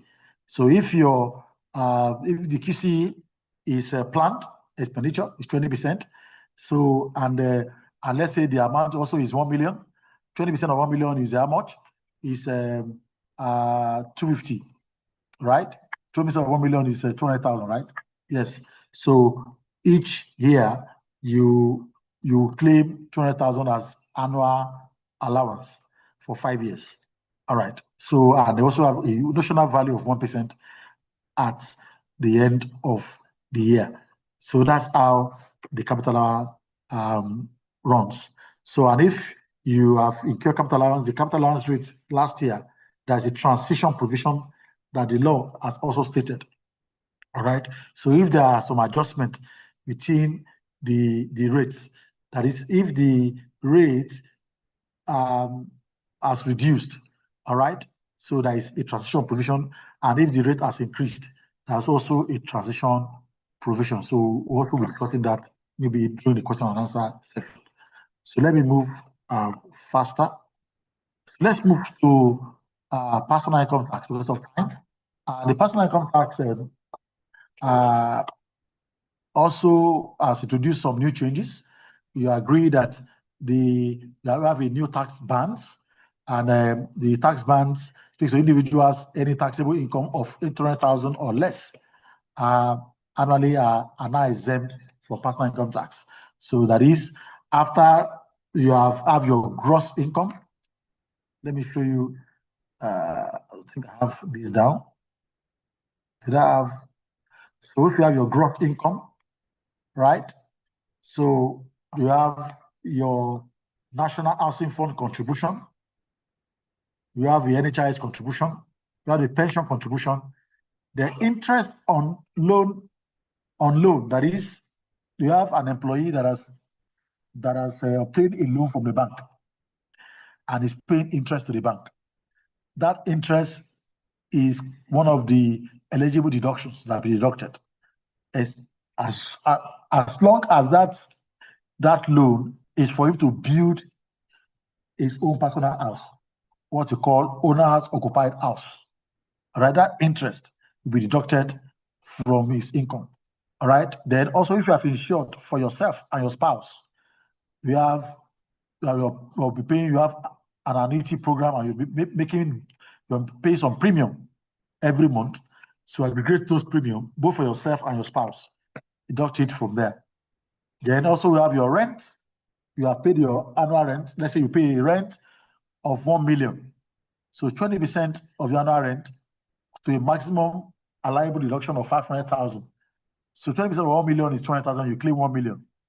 So let's say your rent paid is 10 million. So 20% of 10 million is above 500,000. So you limit it to 500,000. All right. So that is so 20% of 10 million is 2 million. So the maximum that is allowable is 500,000. All right. So then that's where we have the taxable income. So this taxable income, if the taxable income is less than 800,000, all right, it will be taxed at 0%. So anyone above 800,000 will follow this other tax bracket. The first 800,000 at 0%, the next 2,200, 2.2 million at 15%, the next 9 million at 18%, the next 13 million at 25%, the next 25 million at 23%, above 50 million at 25%. So if you are still earning up to about 13 million thereabout, right, you will pay less tax compared to the previous tax. But anything above 25 million and above, if you have earning above 25 million, the tax you'll be paying from this regime is higher. All right. So that has been the simulation that was done. All right. So you pay lesser tax in this new regime if your revenue or your total income is still less, is within this 13 million bracket. But if it tends towards 25 million bracket, you pay a little more. But if you are above 50 million, big players, above 50 million, you'll be paying some level of higher taxes. So just to highlight that. Let me run very fast because of time. Sorry, let me run very fast. So we have the rent-based allowance. I've mentioned that have been replaced. So 20% of rent paid, subject to maximum 500,000. Then mandatory ID. All individuals are meant to register for tax ID, for tax, especially those that are getting taxable income. All right, employment income, where the employee is a Nigerian tax resident, or duties of employment is partly or only performed in Nigeria, that such income is subject to tax in Nigeria. If you're a non-resident employee of a startup in tech business and are providing, supporting a business in Nigeria, that income of the non-resident is exempt to Nigeria, provided that the earnings are taxable in the country of residence. So if a non-resident has been employed through tech and is doing business in Nigeria and have been employed through technology in Nigeria, so the income is not taxable in Nigeria, as long as the income is taxable in the country of tax residence. All right. So we also have the issue of taxable bonuses, commission allowances. So those taxable on the actual date of payment, if it's paid, if it's made after cessation of employment on the last day of employment. Let's move on. The minimum age earners are exempt from personal income tax. An issue of benefit in kind has also been introduced, where the asset is owned by the employer and is used partly by the employee. 5% of the value is deemed as annual benefit. So if the value cannot be determined, the market value could be ascertained. Then 5% of market value will be added as income of the employee, will be part of the total emolument. Also, if the employer also rent a house for the employee, all right, the value of the rent will also be added to the emolument of the employee. All right. So the living premises too, if they provide a house for the employee, all right, where no rent is paid, just say this is a house built by the company and that house is given to an employee, all right, the employee is deemed to have earned additional income, all right, at an annual rent value, which is subject to a maximum of 20% of gross income. Let me move very fast also. But this was exemption to the PIK if the meal is provided, the uniform is provided, or there is a change of location. Maybe for one location you have been transferred and you are being paid. That is also exempted. All right. Non-resident employment income, I think I mentioned that. So the income of a non-resident is not subject to tax in Nigeria, where the employer is a startup or is engaged in technology-driven services, or the employment income is taxable in the country of residence. That is where the income of a non-resident is not taxable in Nigeria, where the employer is a startup, all right, or is engaged in technology-driven services or creative arts, and the employment income is taxable in the country of residence. Let's move to tax obligations. So tax obligations for corporate bodies and individuals. So you have to get your RRC number, get your TIN, ensure that you file your returns in line with the provisions of the law. For existing business, you file your returns 6 months after the accounting year end. For new business, you file your returns 18 months after the date of incorporation or 6 months after the end of the accounting year end, whichever comes earlier. All right, payment of tax as I went due, you have to pay your tax as I went due within 30 days, all right, of issuance of assessment, or you object within 30 days. So if payment is not paid within 30 days, penalty and interest start accruing. So you appeal to members to ensure that they comply with the provisions of the law. And I want to also highlight that the interest payment now has been compounded. It's not a compound interest. All right, there's need for members to also note that. All right, let me move to other obligations. All right, I think I've mentioned that. Issue of tax incentive returns. As you are submitting your annual returns, you are also to submit your tax incentive returns. If we've been given a certificate, and the certificate is under the Economic Development Tax Incentive certificate, you have to file 2 returns. The first return is called priority sector return, or if your business have 2 layers, that is, you are, carrying out businesses under the as a priority sector, and also businesses as non-priority sector. You have to file those returns separately. You have to file those returns separately in line with the law. All right. So, but the law says if you refuse to file the returns separately, right, it will be deemed that all your income will be taxed as non-priority and be taxed at 30%. So that is the provisions of the law. All right, there's need for us to ensure that we look at the provisions of the law in line with the 10th schedule of the NTA. So we listed the priority sectors, and the way it's done is that the priority sector are listed, and the threshold for those sectors are also listed. So the threshold ranges from 500 million to about 20 billion. And another interesting thing is that each of these sectors has a sunset compared to what we have in the in IDITRA, what we have as where we are still running pioneer status. All right, that is, those pioneer sectors continue to enjoy pioneer status into perpetuity, those sectors. But now those sectors have sunset. For instance, if you are into manufacturing of starches and starch products, and the threshold for that is a 500 million, and the sunset for that is 15 million. All right. So, and if you are into production of tea, for instance, for it to, the qualifying capital expenditure that is expected for you to incur in that business is 500 million. And that sector will cease to be a priority sector after 20 years. So that's how the economic development incentive is structured. So if you are into that, if you are into priority sector business and non-priority sector business, you have to file your returns both for priority sector and non-priority sector. All right. So we also have some new monthly returns obligations. So currently, we only have those in upstream sector that file what we call estimates. All right. 2 months after the commencement of the new accounting year end, that is, they file from March and it ends, in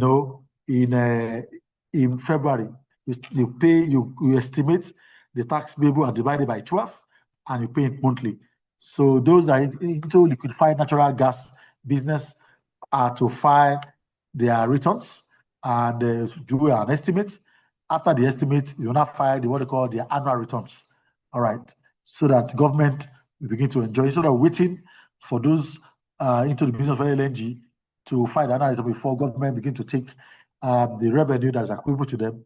They've been asked to file an estimate as being done by those in the upstream sector. All right. Then we have a new entrant also, mineral royalty returns. We have a new one that will also be introduced. I didn't discuss that. Mineral royalty is now being added to the taxes being collected by the Nigerian Revenue Service. All right. So but just that in joint collaboration with NUPRC, the monthly return will be filed with the Revenue Service. I think it's 14th and of the following month. I think this 21st day is wrong. I think it's not 14th. Then they have a new one called the Virtual Asset Service Providers. They also to file monthly returns. Then all these returns must be consistent with the format as prescribed by the service and must be in English language and must be kept not less than 6 years. And remember that we have the regulation returning as source regulation that has commenced since last year. Those that are exempted are those having transactions of less than 2 million in a month and with a valid tax ID. All right. Also, the file your monthly returns on or before 21st of the following month. All withholding tax returns will be filed on or before 21st of the following month. And when you have suffered deduction, request from receipts from the persons that have deducted from you. From the new regulation, manufacturers and producers are exempt from withholding tax. All right. So, we have mentioned that corporate tax and the CGT will be taxed at 0 rate for small businesses, and small businesses are also exempt from the development levy. So look at some other applications for personal income tax. We are to remit the relevant returns on or before the 10th of the following month, then file your returns by 31st January of each year in the preceding year of the employment. Then individual returns, every taxable person are expected to file their annual tax returns on or before 31st March of the following year. All right, so I think I've discussed this competition. So let's move on. So this was shared by the Presidential Fiscal Policy and Tax Reform Committee, how to calculate your personal income tax. You can scan the QR code and you can put your annual gross revenue there. You have your annual gross revenue, you have deductions. You can see that to tell us that you pay less tax if you earn up to 18 million. But if you are earning 20 million more, 30 million more annually, you can see that you're going to pay more tax. All right. So this is just to highlight and do the simulation to see that those that are earning up to less than 30 million, we pay less tax, but 30 million and above, we pay more tax in this new regime. All right.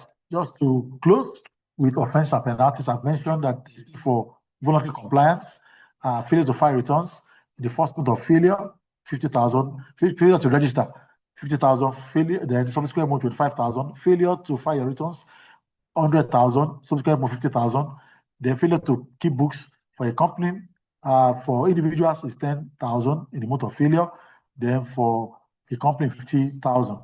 Then also, I think the other penalties that are put there, failure to notify for change of address, 100,000 month of failure when failure continues, and the failure to file returns. I've mentioned that. Then for the criminal source, penalty is now 40% of amount deducted.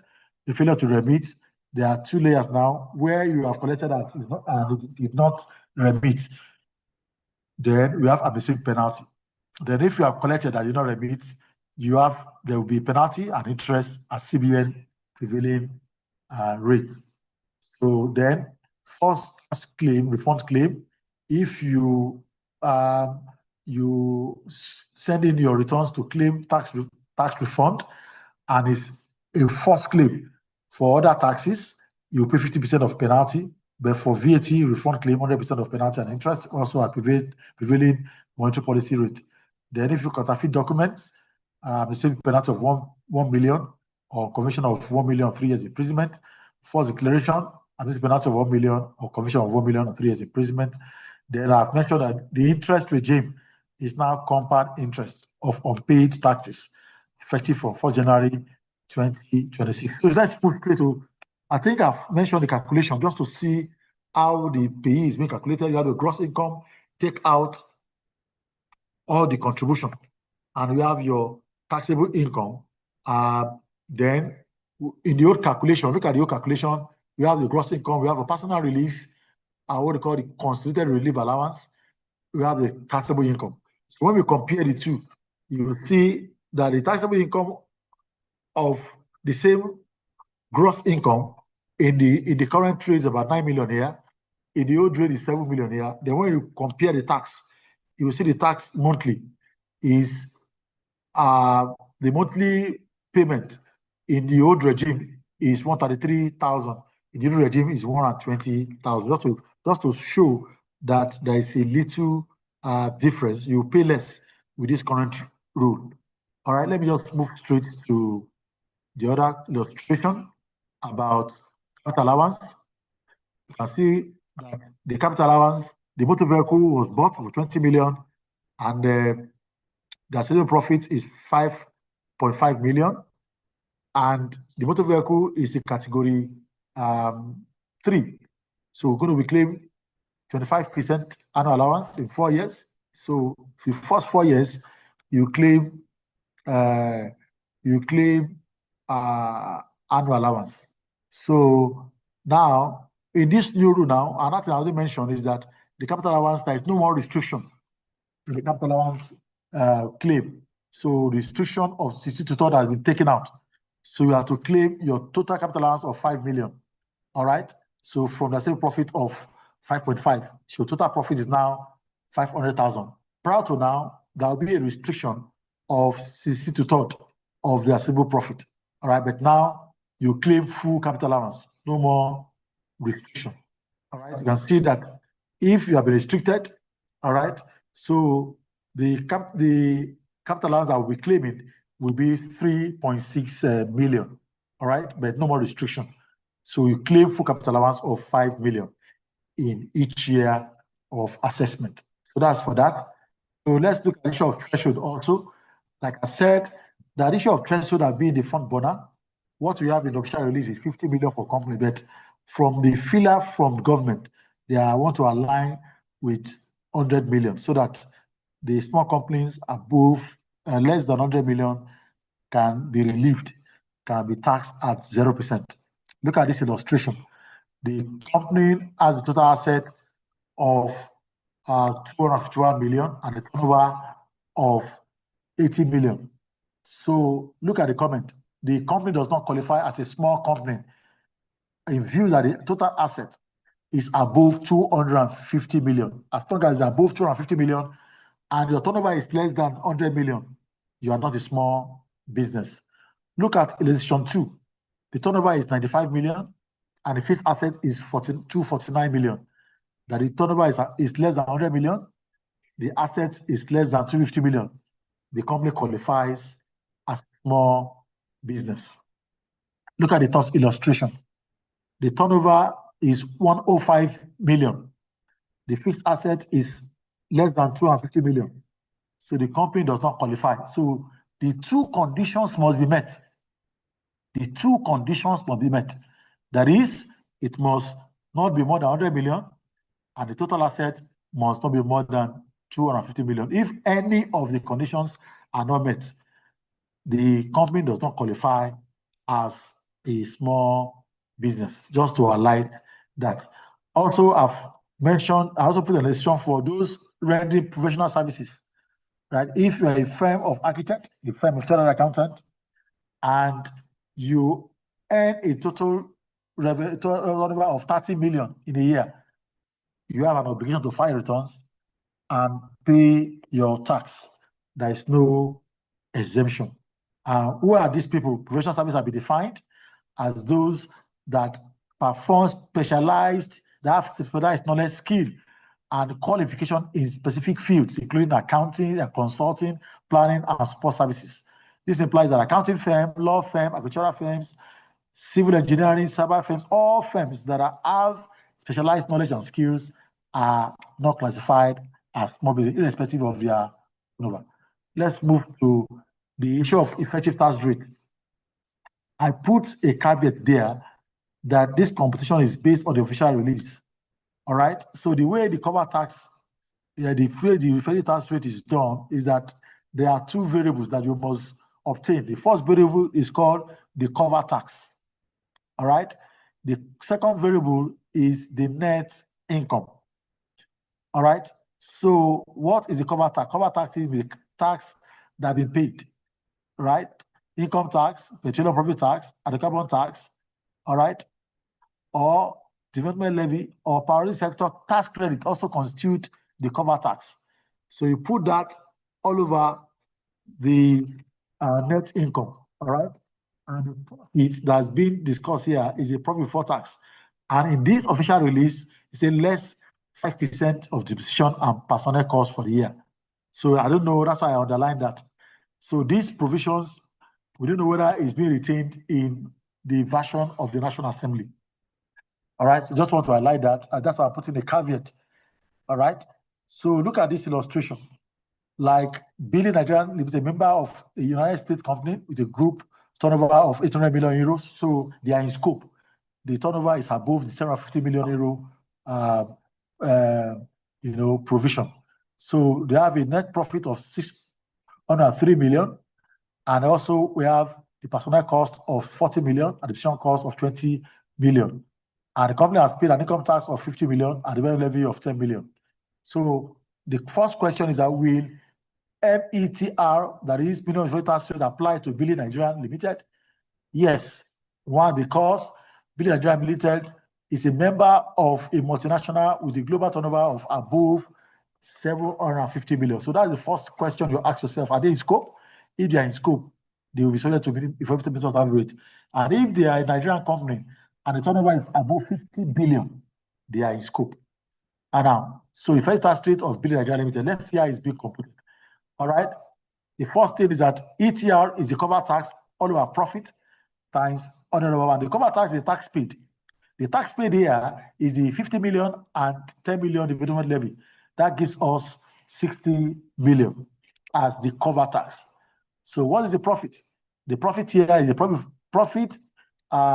net profit minus the 5% depreciation and 5% personnel cost. So we add the personnel cost together about 60 million. We divide the minus it from there. The 5% of it will give you 3 million. So then that gives us 603 minus 3 million will give us 600 million. So that's the profit. So at the ETR is now the cover tax of 60 million divided by 600 million. So the cover tax for this company is 10%. So it means there'll be a top-up tax of additional 5%. Let's see how that plays out. So we can see that the ETR, minimum effective tax is 15%. The ETR is, for this company, is 10%. So what is the profit? The profit is 600 billion. So additional top-up tax, if 5% will be 5% of 600,000. So additional top-up tax that we paid is 30 million. So in all, the top-up tax, the total tax that we paid by the company, the CIT of 50 million that was paid initially, the 10 million that was paid, then plus 30 million that was now additional tax. So total tax that is now paid by the company is now 90 million. So if you place that 90 million all over 600 million, you see the cover tax is now 15%. So the 30 million is what they call the additional tax, or on the other claims, they call the top-up tax. All right. So there will be a regulation that will soon be out. So I'm placing this as a caveat that this might change. This might change depending on the official release from the NRS. So this is just my opinion. So this might change, just to highlight that for those on this call. All right. For income tax computation that we used to know. All right. Income tax computation that we used to know. So the income tax computation, so just give me a minute.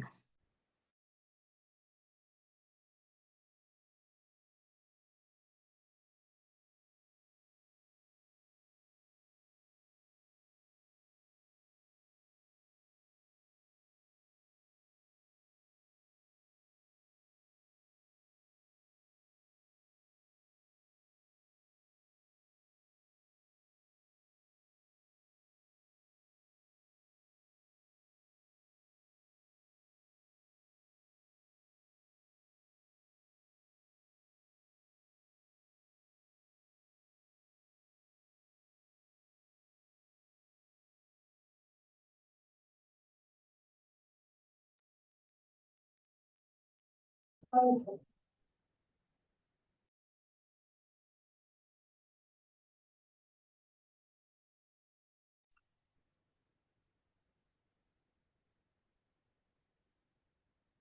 the income tax competition that I used to know has changed a little bit. You see, prior to now, we have the profit before tax, you have some add backs, we have what they call the profit adjustments. When you have the add backs, when you add back the salables and also take out allowable non-taxable income, you arrive at your accessible profit, you take out your loss relief, take out your capital allowance, but now chargeable gain will be part of the accessible profit. All right. So you have your profit from normal business operation, add your chargeable gain, take out your loss relief, then take out your capital allowances, then get your total profit. All right. Then you also pay your dividend levy of 4% of the total accessible profit. That is accessible profit from the business operation plus the chargeable gain gives us the total accessible profit. So your dividend levy will now be based on the accessible profit. Then after you have computed your total profit, all right, and the company have declared dividend, you compare total profit to the dividend that was declared. If the dividend is more than the total profit, you use the dividend paid as total profit. All right. But if the total profit is more than a dividend, you apply your tax rate depending on the business. If it's a small business, you just apply 0%. It means you won't pay income tax, you won't pay dividend levy. But if you are a large company, you pay income tax, you pay dividend levy.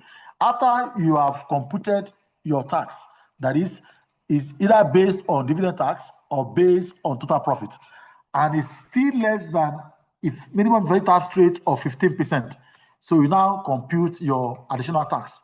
Okay, as I've explained earlier, you now do a top-up tax and pay the tax, and where you do not pay your tax as a revenue, percent and interest will be applicable. All right, so just to close, dear friends and colleagues, that let's need to get informed that the reform is here and there's need for members to going to engage with tax authority to know what the way forward. And for your client, there's need for you to conduct risk assessment.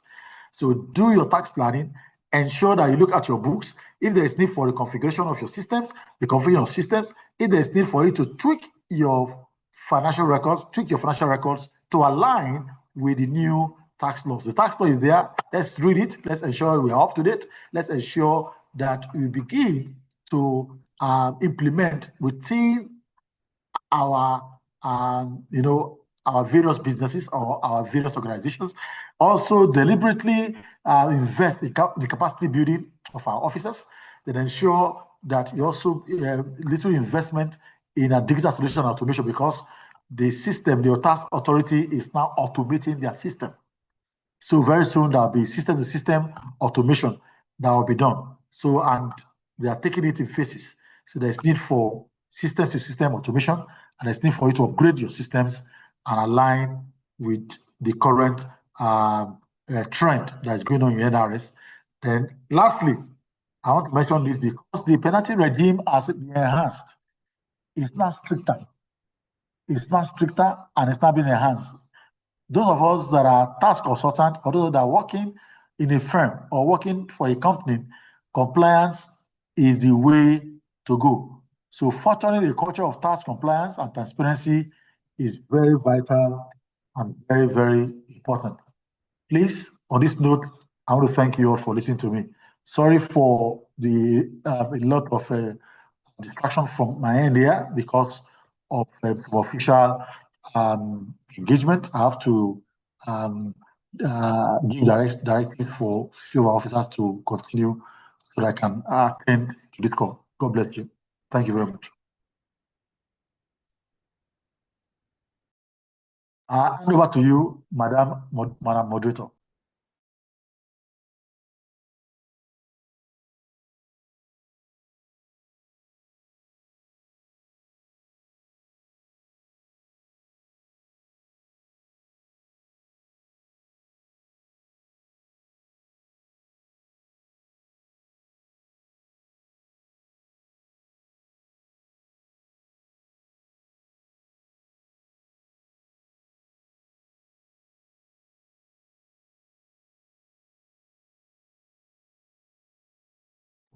Let me stop sharing my slide so that. Madam Moderator, are you there?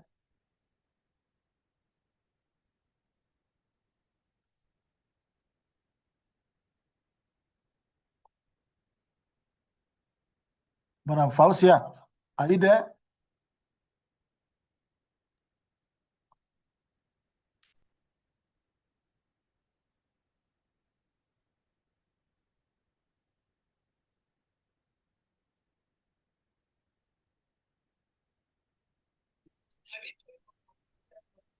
Yeah, I want to stop to share my slide Hello, so I can sir. take over.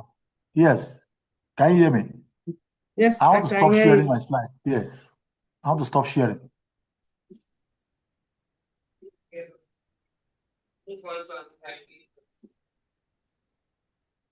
Over to you, please. Questions and answers.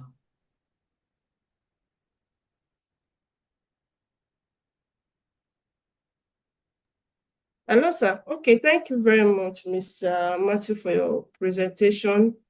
You've done well. You'll be able to keep to time. And then we are going to welcome question. Just before we welcome question, I think member have been well enriched, and then we've been able to know what has changed from the old tax law and then the new tax law, right? The harmonization, essentially the harmonization of the tax law, and then the whole objective of reducing double taxation.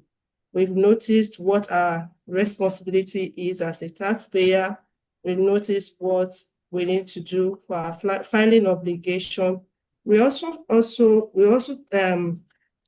addressed what the consequence is for as taxpayer not complying, as professional consultants, accountants in organizations. So we want to take opportunity of this training to go back and then read through this slide and then make good use of it. Essentially, few of those things that was stressed while the training was going on is the expunge of the 62/3 of the capital allowance. Now you can claim full capital allowance. Then the distinction between the definition of a small company, stressing the fact that you must be able to identify the two factors that qualifies as a small company. It must go together. So once one of the conditions is not met, you are not a small company, meaning that you have a less than 100 million turnover and a less than 250 million total assets. We also stress the cover tax, which is the tax that is paid. It stressed also the multinational entity, the fact that once they pass a threshold of 750 million euro, there is a top-up tax. So you also walk us through how to calculate all of this. So please let's take good use of this training to enrich ourselves more. So I'll welcome question now, right? I'll welcome question briefly. Our time is fast spent, though we didn't start much early. But let me just open a window of 10 to 12 minutes or thereabouts so that we can rub minds on these issues. So I've seen like two hands raised. I'm saying Cousin Serika and Kisito Madu. So you can unmute yourself and speak while I go through the chat. Thank you.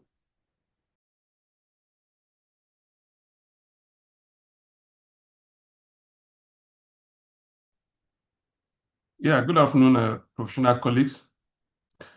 I have two questions to ask. Make First it one, very snappy.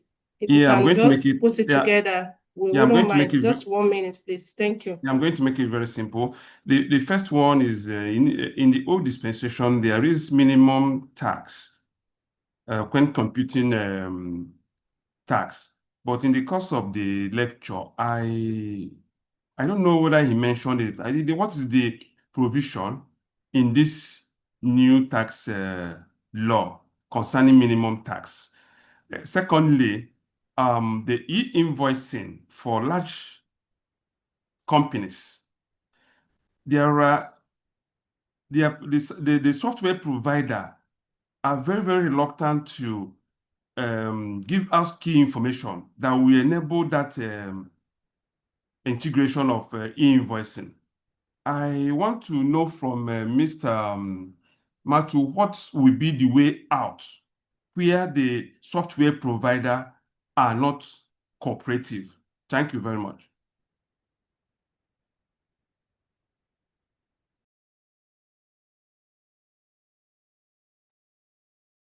Yeah, good afternoon. Confirm if I can ask my question or I should allow the first question to be answered. Please go ahead, Mr. Kosim. Okay, thanks, Aja Fozia. Okay, so again, Mr. Matthew, thanks to you for this presentation. My question is on free trade zone. Perhaps it was omitted. I didn't hear anything regarding companies operating in the free trade zone. What is the current regulation compared with the existing one? Because before this new law, free trade zones are exempted from certain categories of taxes. Thank you, sir.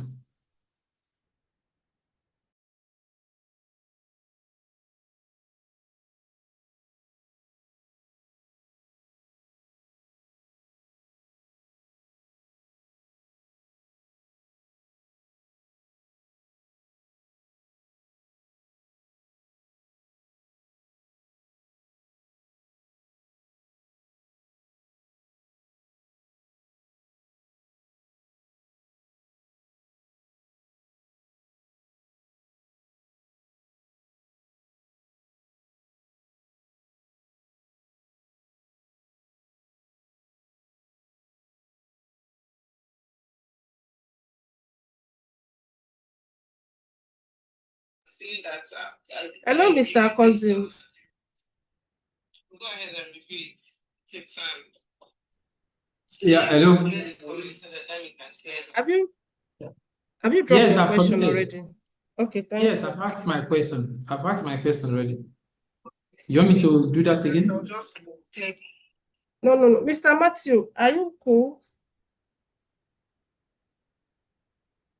So, ask all their questions, or I should attempt these two, then move on? I don't know. Do you want to take everything once at all so that? Okay, maybe three questions, then we'll move after the three questions. Okay, so we have two already.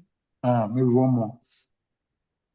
So someone say, how can we get the original official gazetted copy? There is another one. Please, I need more clarity on key highlights 18. Are you taking note of that, sir? Yes. Then there's another one for small business with less than 250 million fixed assets. Is the fixed asset value of 2 million on cost or net book value?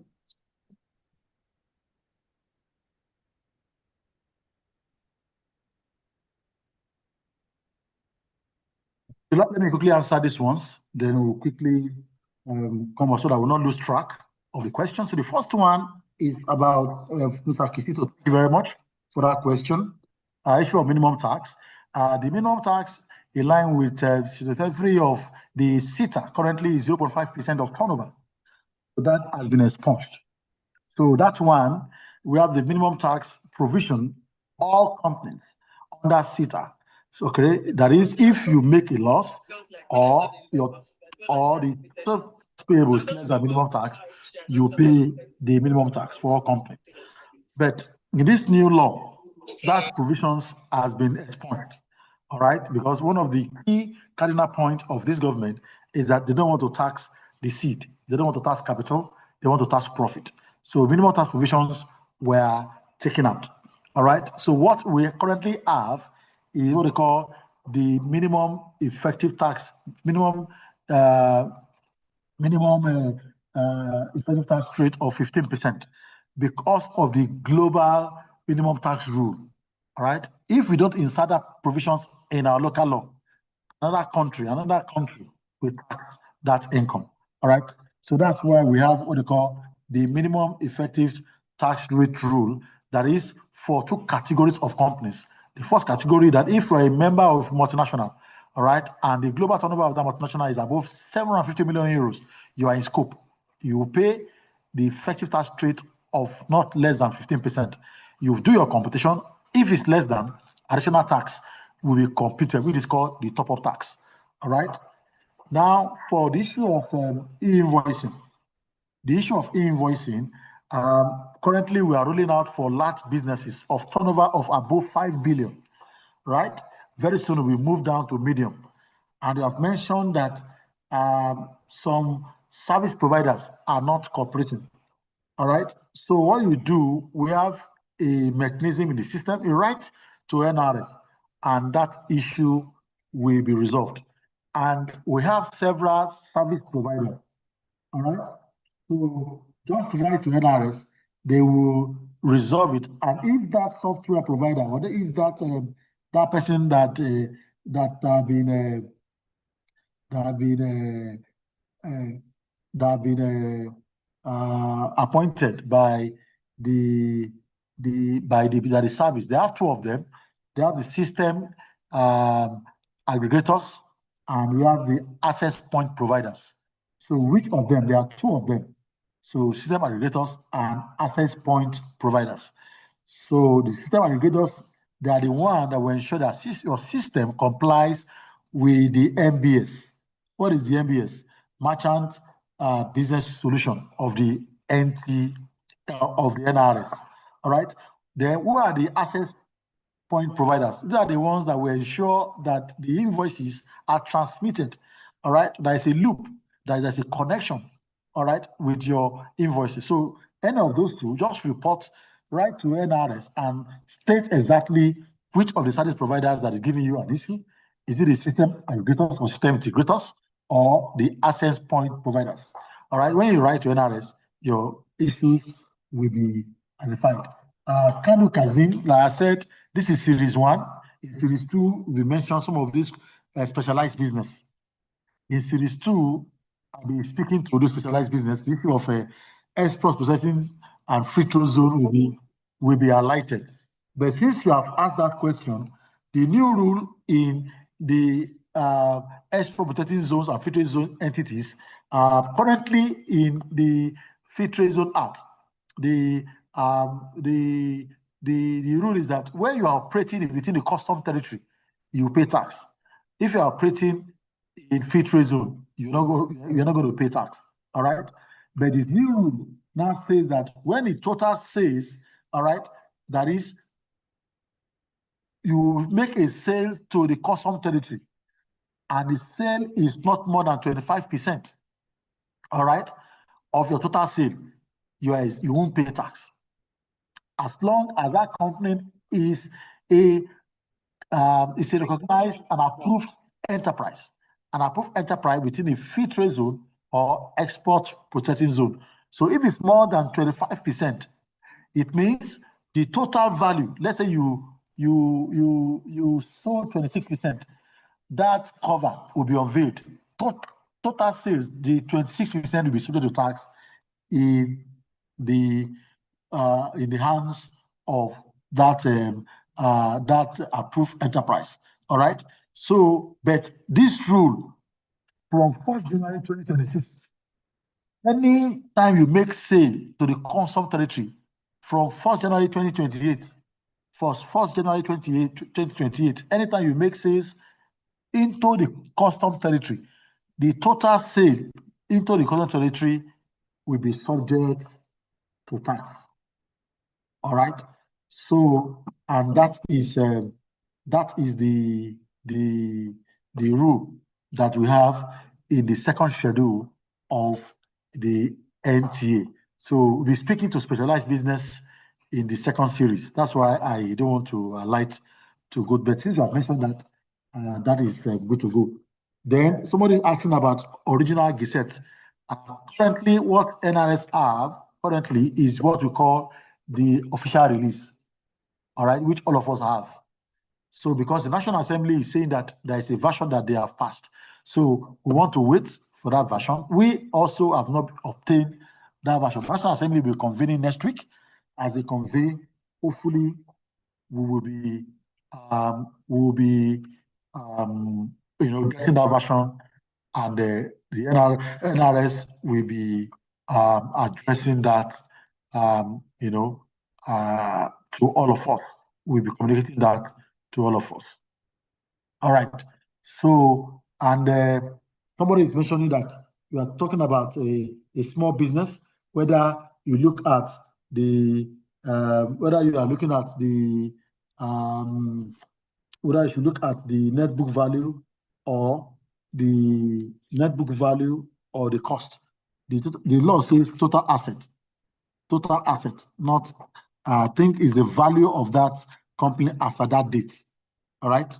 So the value of that company as at that date is the value, total asset value of the company is not up to if it's not up to 250 million as at the end of the year. You know, we have a historical cost. You know, each year there's a balance sheet. There is a statement of financial position of the company. So what you'll be having is what is the current financial position of that company as at the accounting year end.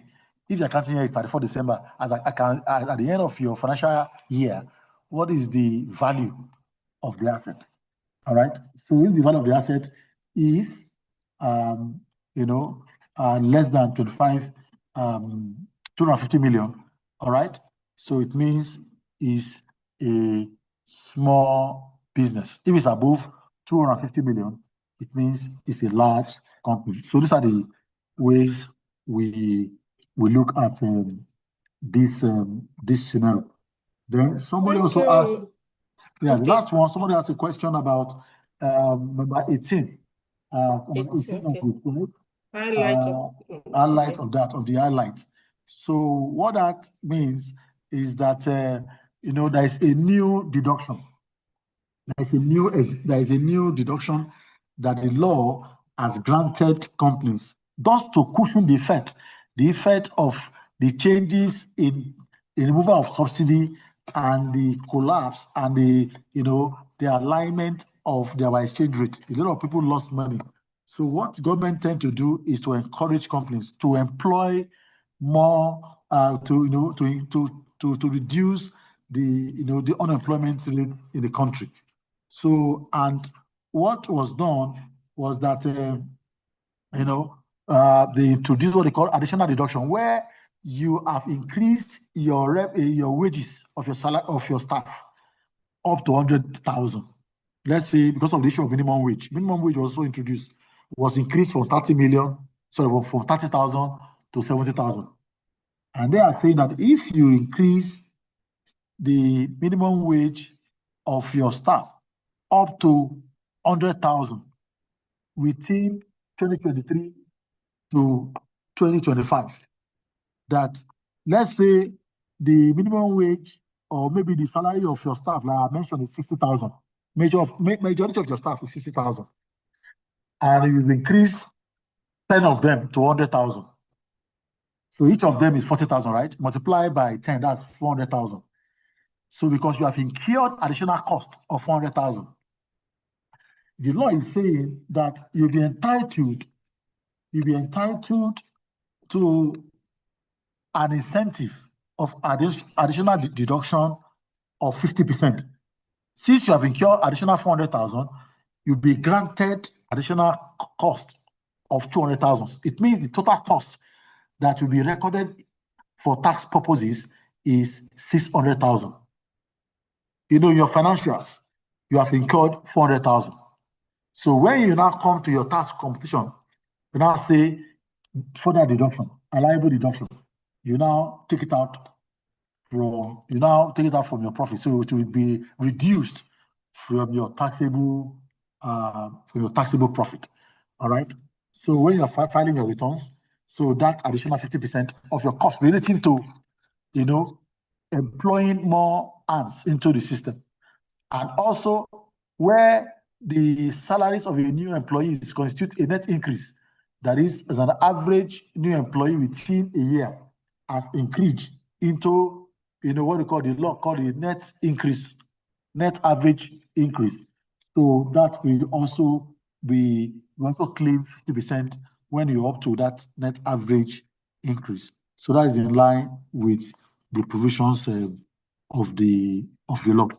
So just to answer that part of the question. So over to you, the moderator, for any further questions.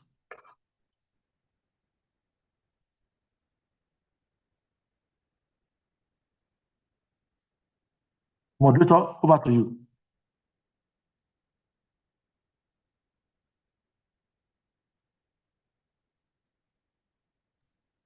Okay.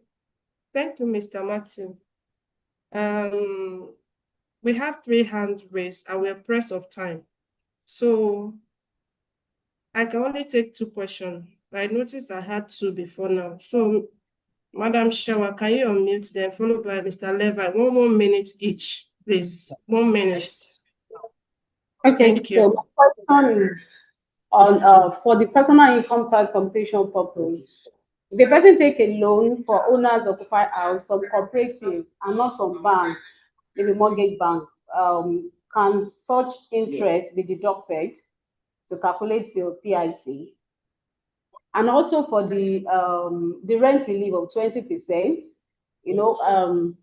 is it gender based? And do you have, since it's also effective in January, is the employee expected to bring maybe the receipt or evidence of the payment for you to be able to claim, or is static for all employees?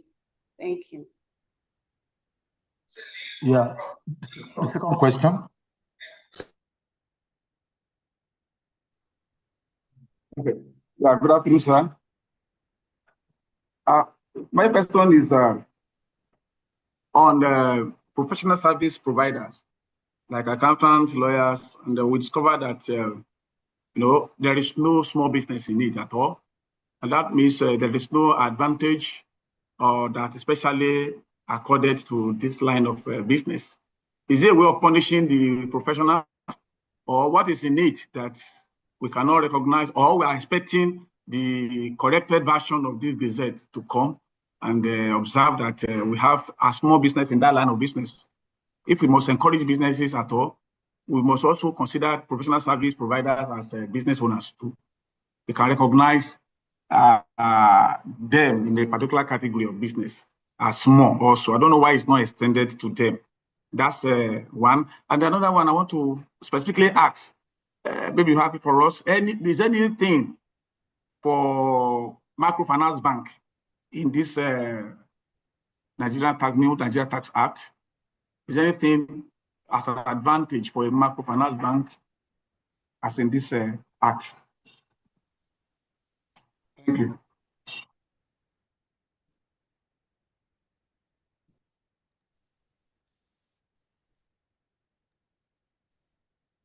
Thank you, Mr. Levi. So, Yes. our facilitator, do you want to take it now so that Yes. we can wrap up? No, I Yes. So have let me some comments in the group chat, but possibly maybe we have to yes, let me send it to answer. you. Send it to me. Let me quickly answer the first question very fast. The issue of interest on loan. So the law didn't specify, as long as you can prove with document evidence that you obtained a loan, for example, from a commercial bank or from a mortgage bank, and is for the owner's occupier, is for to build your own house, it will be allowed. So interest will be deducted. So you know what the way it's doing is that, for your payee deduction, your employee will be deducting your payee every month. All right. So at the end of the year, you have to now file your returns and say, when you are computing my payee, right, I've incurred an interest, because the interest is deducted. If it's deducted monthly, you can give them. If it's deducted annually, you can give them. You can give your employer that I obtain a loan from a bank, or from a mortgage institution, and this is the interest that I've been deducted every month from my account. Please submit with documentary evidence. It will be allowed for tax purposes. So I think you have to provide evidence when you have paid rent also, because the way it's structured is that you have the rent paid. You have to know your rent you have paid. So if the rent you have paid, if for instance is 1 million, and 20% of 1 million is 200,000, so that's what you can claim, right? So, but if the rent you have paid, for instance, is 5 million, right?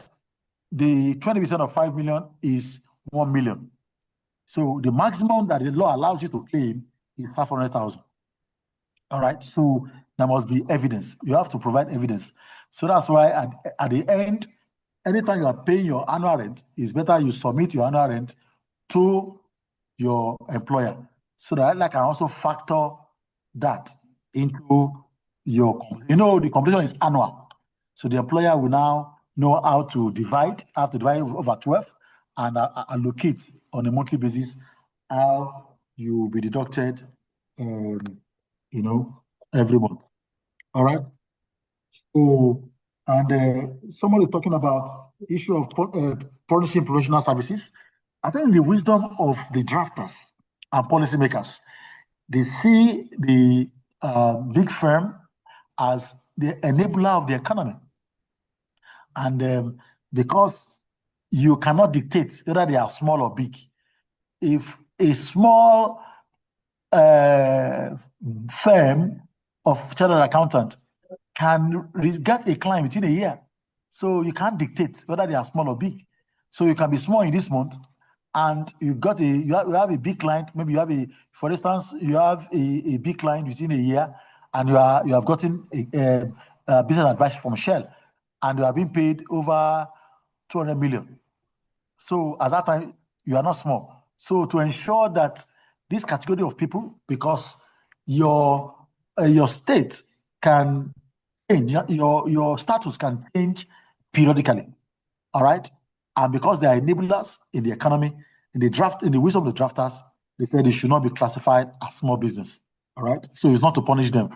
And they see them as enabler. You've seen audit firms, we've seen audit firms, we've seen firms of chartered accountants, barristers and solicitors having a turnover up to a range of billions. So they're not considered as a small business. The issue of microfinance bank, it was not categorically listed. What we currently have is that we have a rule, and the rule is that if you are not listed in the exemption clause, in the exemption provisions of the Act, the exemption part of the Act, the business is subject to tax. And I can't see any provisions, whether under VAT or under CETA, that microfinance banks, income from microfinance banks, are exempt. All right. So, but basically, one of the major rules is that which people have said we should add to the exemption clause for value-added tax is the interest, whether interest is valuable or not. You have said interest, money or security, including interest in money or securities, are exempt. So that may be applicable to microfinance banks. Otherwise, microfinance banks can either be a small or a large business. If you're a small business, we at 0%. File your returns and apply 0% as your income tax rate. But if you are large, file your returns and apply 30% as your income tax rate. So that is all I can say from here.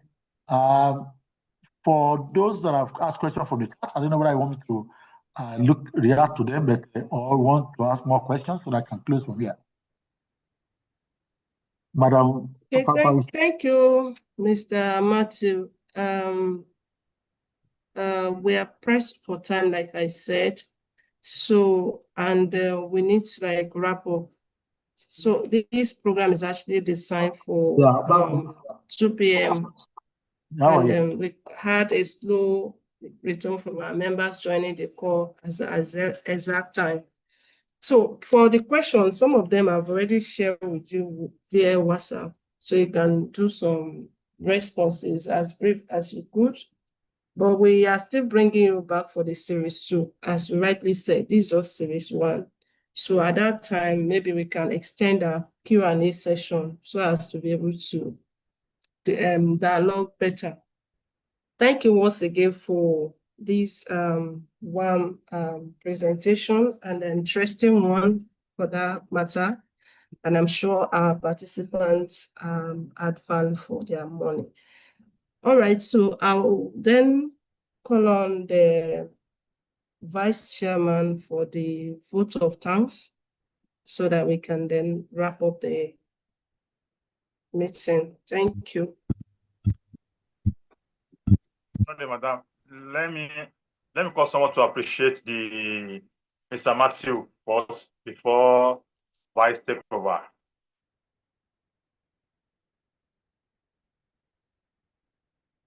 Madam Pasha. Chairman, I can hear you. Please. Okay. Okay.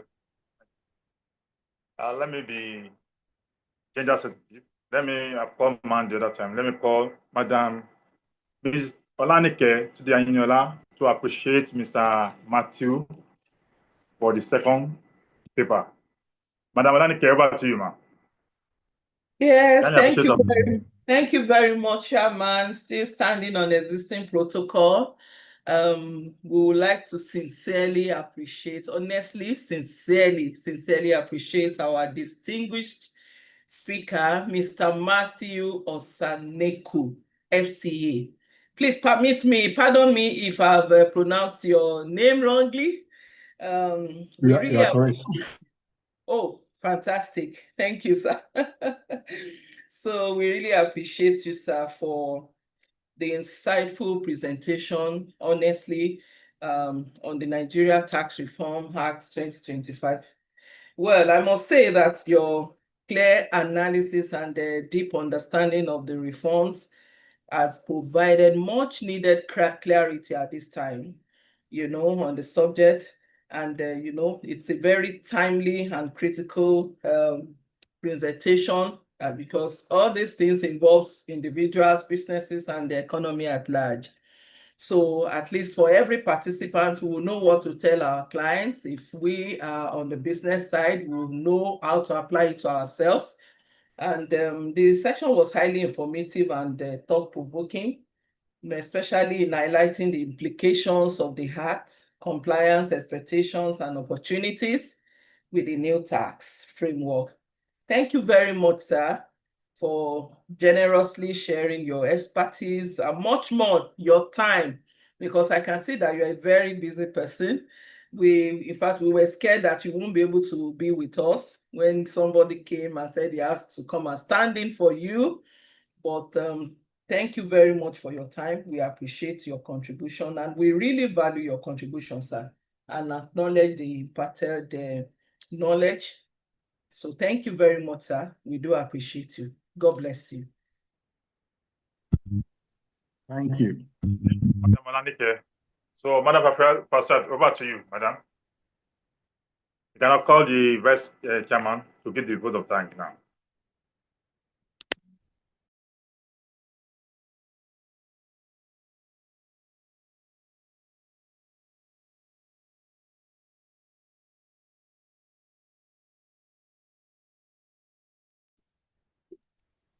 Hello?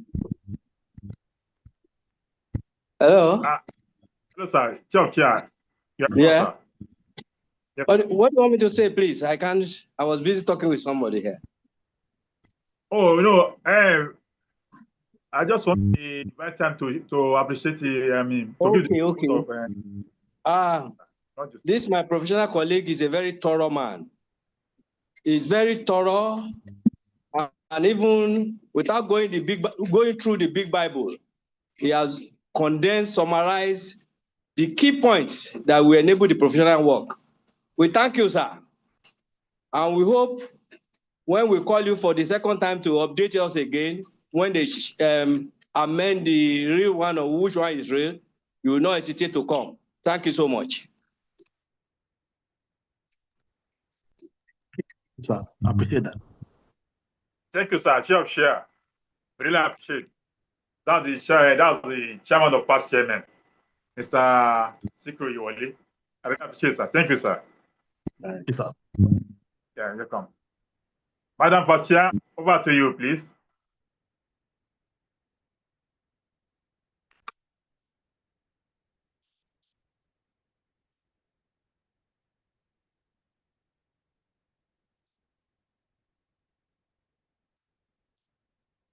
Madam Fasia.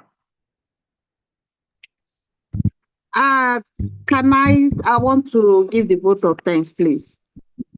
Please go ahead. Good afternoon, my professional colleagues.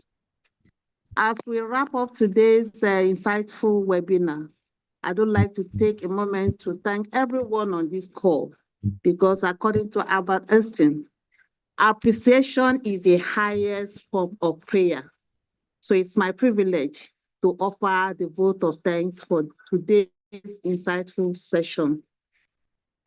So on behalf of Ican Lmds, the flagship of all districts, as a cutting force on this fantastic webinar, I would like to say a big thank you to all our erudite presenters and everyone on this call. So I want to start by recognizing the presence of the chairman or body of part chairman in the person of Mr. Oyewole Sikiru Oyewumi. Also want to recognize the presence of our IPC, Mr. Ini Iso. I want to start by saying, I would also say a huge thank you to our first paper presenter, Mr. Adewale Lawal, for sharing your wealth of knowledge on this carbon accounting and taxation in such an engaging and relatable way. I also want to say a huge thank you to our second guest speaker, Mr. Matthew Osanekwe, FCA, for sharing your wealth of knowledge on the topic, Nigerian Tax Reform Act 2025, Series 1. So our participants should be on the lookout for Series 2, and it promises to enrich your knowledge on the Nigerian Tax Reform Act. Just as you've noticed, everybody is commending his presentation. If this first one is like this, you can imagine what the second series will look like. So please be on the lookout for the second series. And I want to implore the paper presenters that in case we call them again, they should please make themselves available. Thank you, because your presentations were the highlight of this event. Please, if we call you again, do endeavor to answer us. Thank you. I want to thank all the attendees for making out time out of their tight schedule to log into this webinar. Please be on the lookout for more from us, as it will help build up your MCPD credit hours. As you know, it has been increased from 30 to 40 credit hours per year. For those of us that are in practice, you know you need 3 years or 40 credit hours. That's 120 credit hours. So please be on the lookout for more webinars and do endeavor to join us. The vote of thanks will not be complete without thanking and appreciating the technical committee that worked tirelessly behind the scene to make this event a huge success. A big thank you to Madam Fauziat. You've been putting all the effort into this technical team. So want to appreciate you and all your team members. Please continue the good work. With this, I hereby declare the webinar closed, and may God Almighty in heaven bless you and all, and wish you all well in all you do. Please be on the lookout for our next webinar. Thank you all.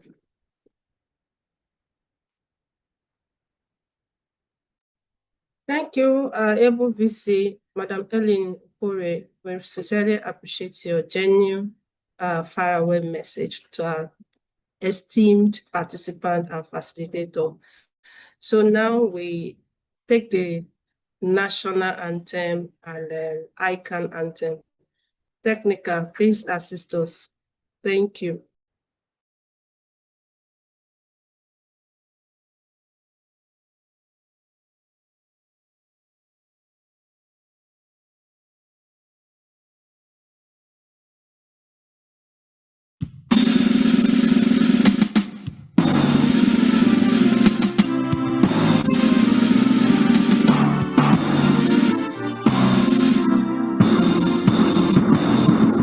Bless Lord, I can found of treasure in triumph above array, standing stronger in harmony, building a land together.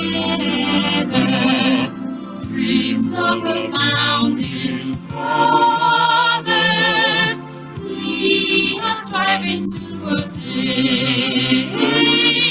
our fountain values that we share through all ages we sustain.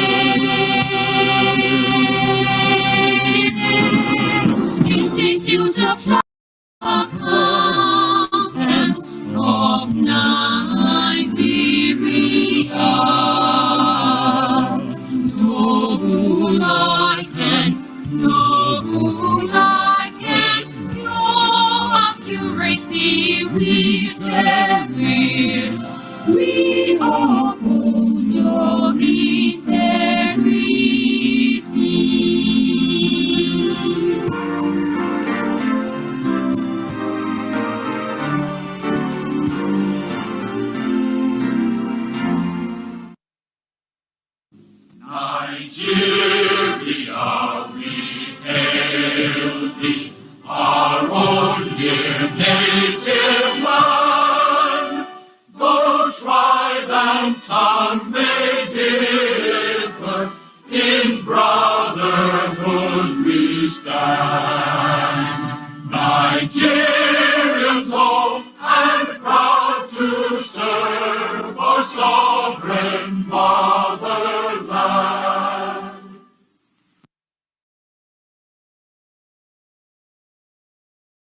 Thank you all. Bye-bye.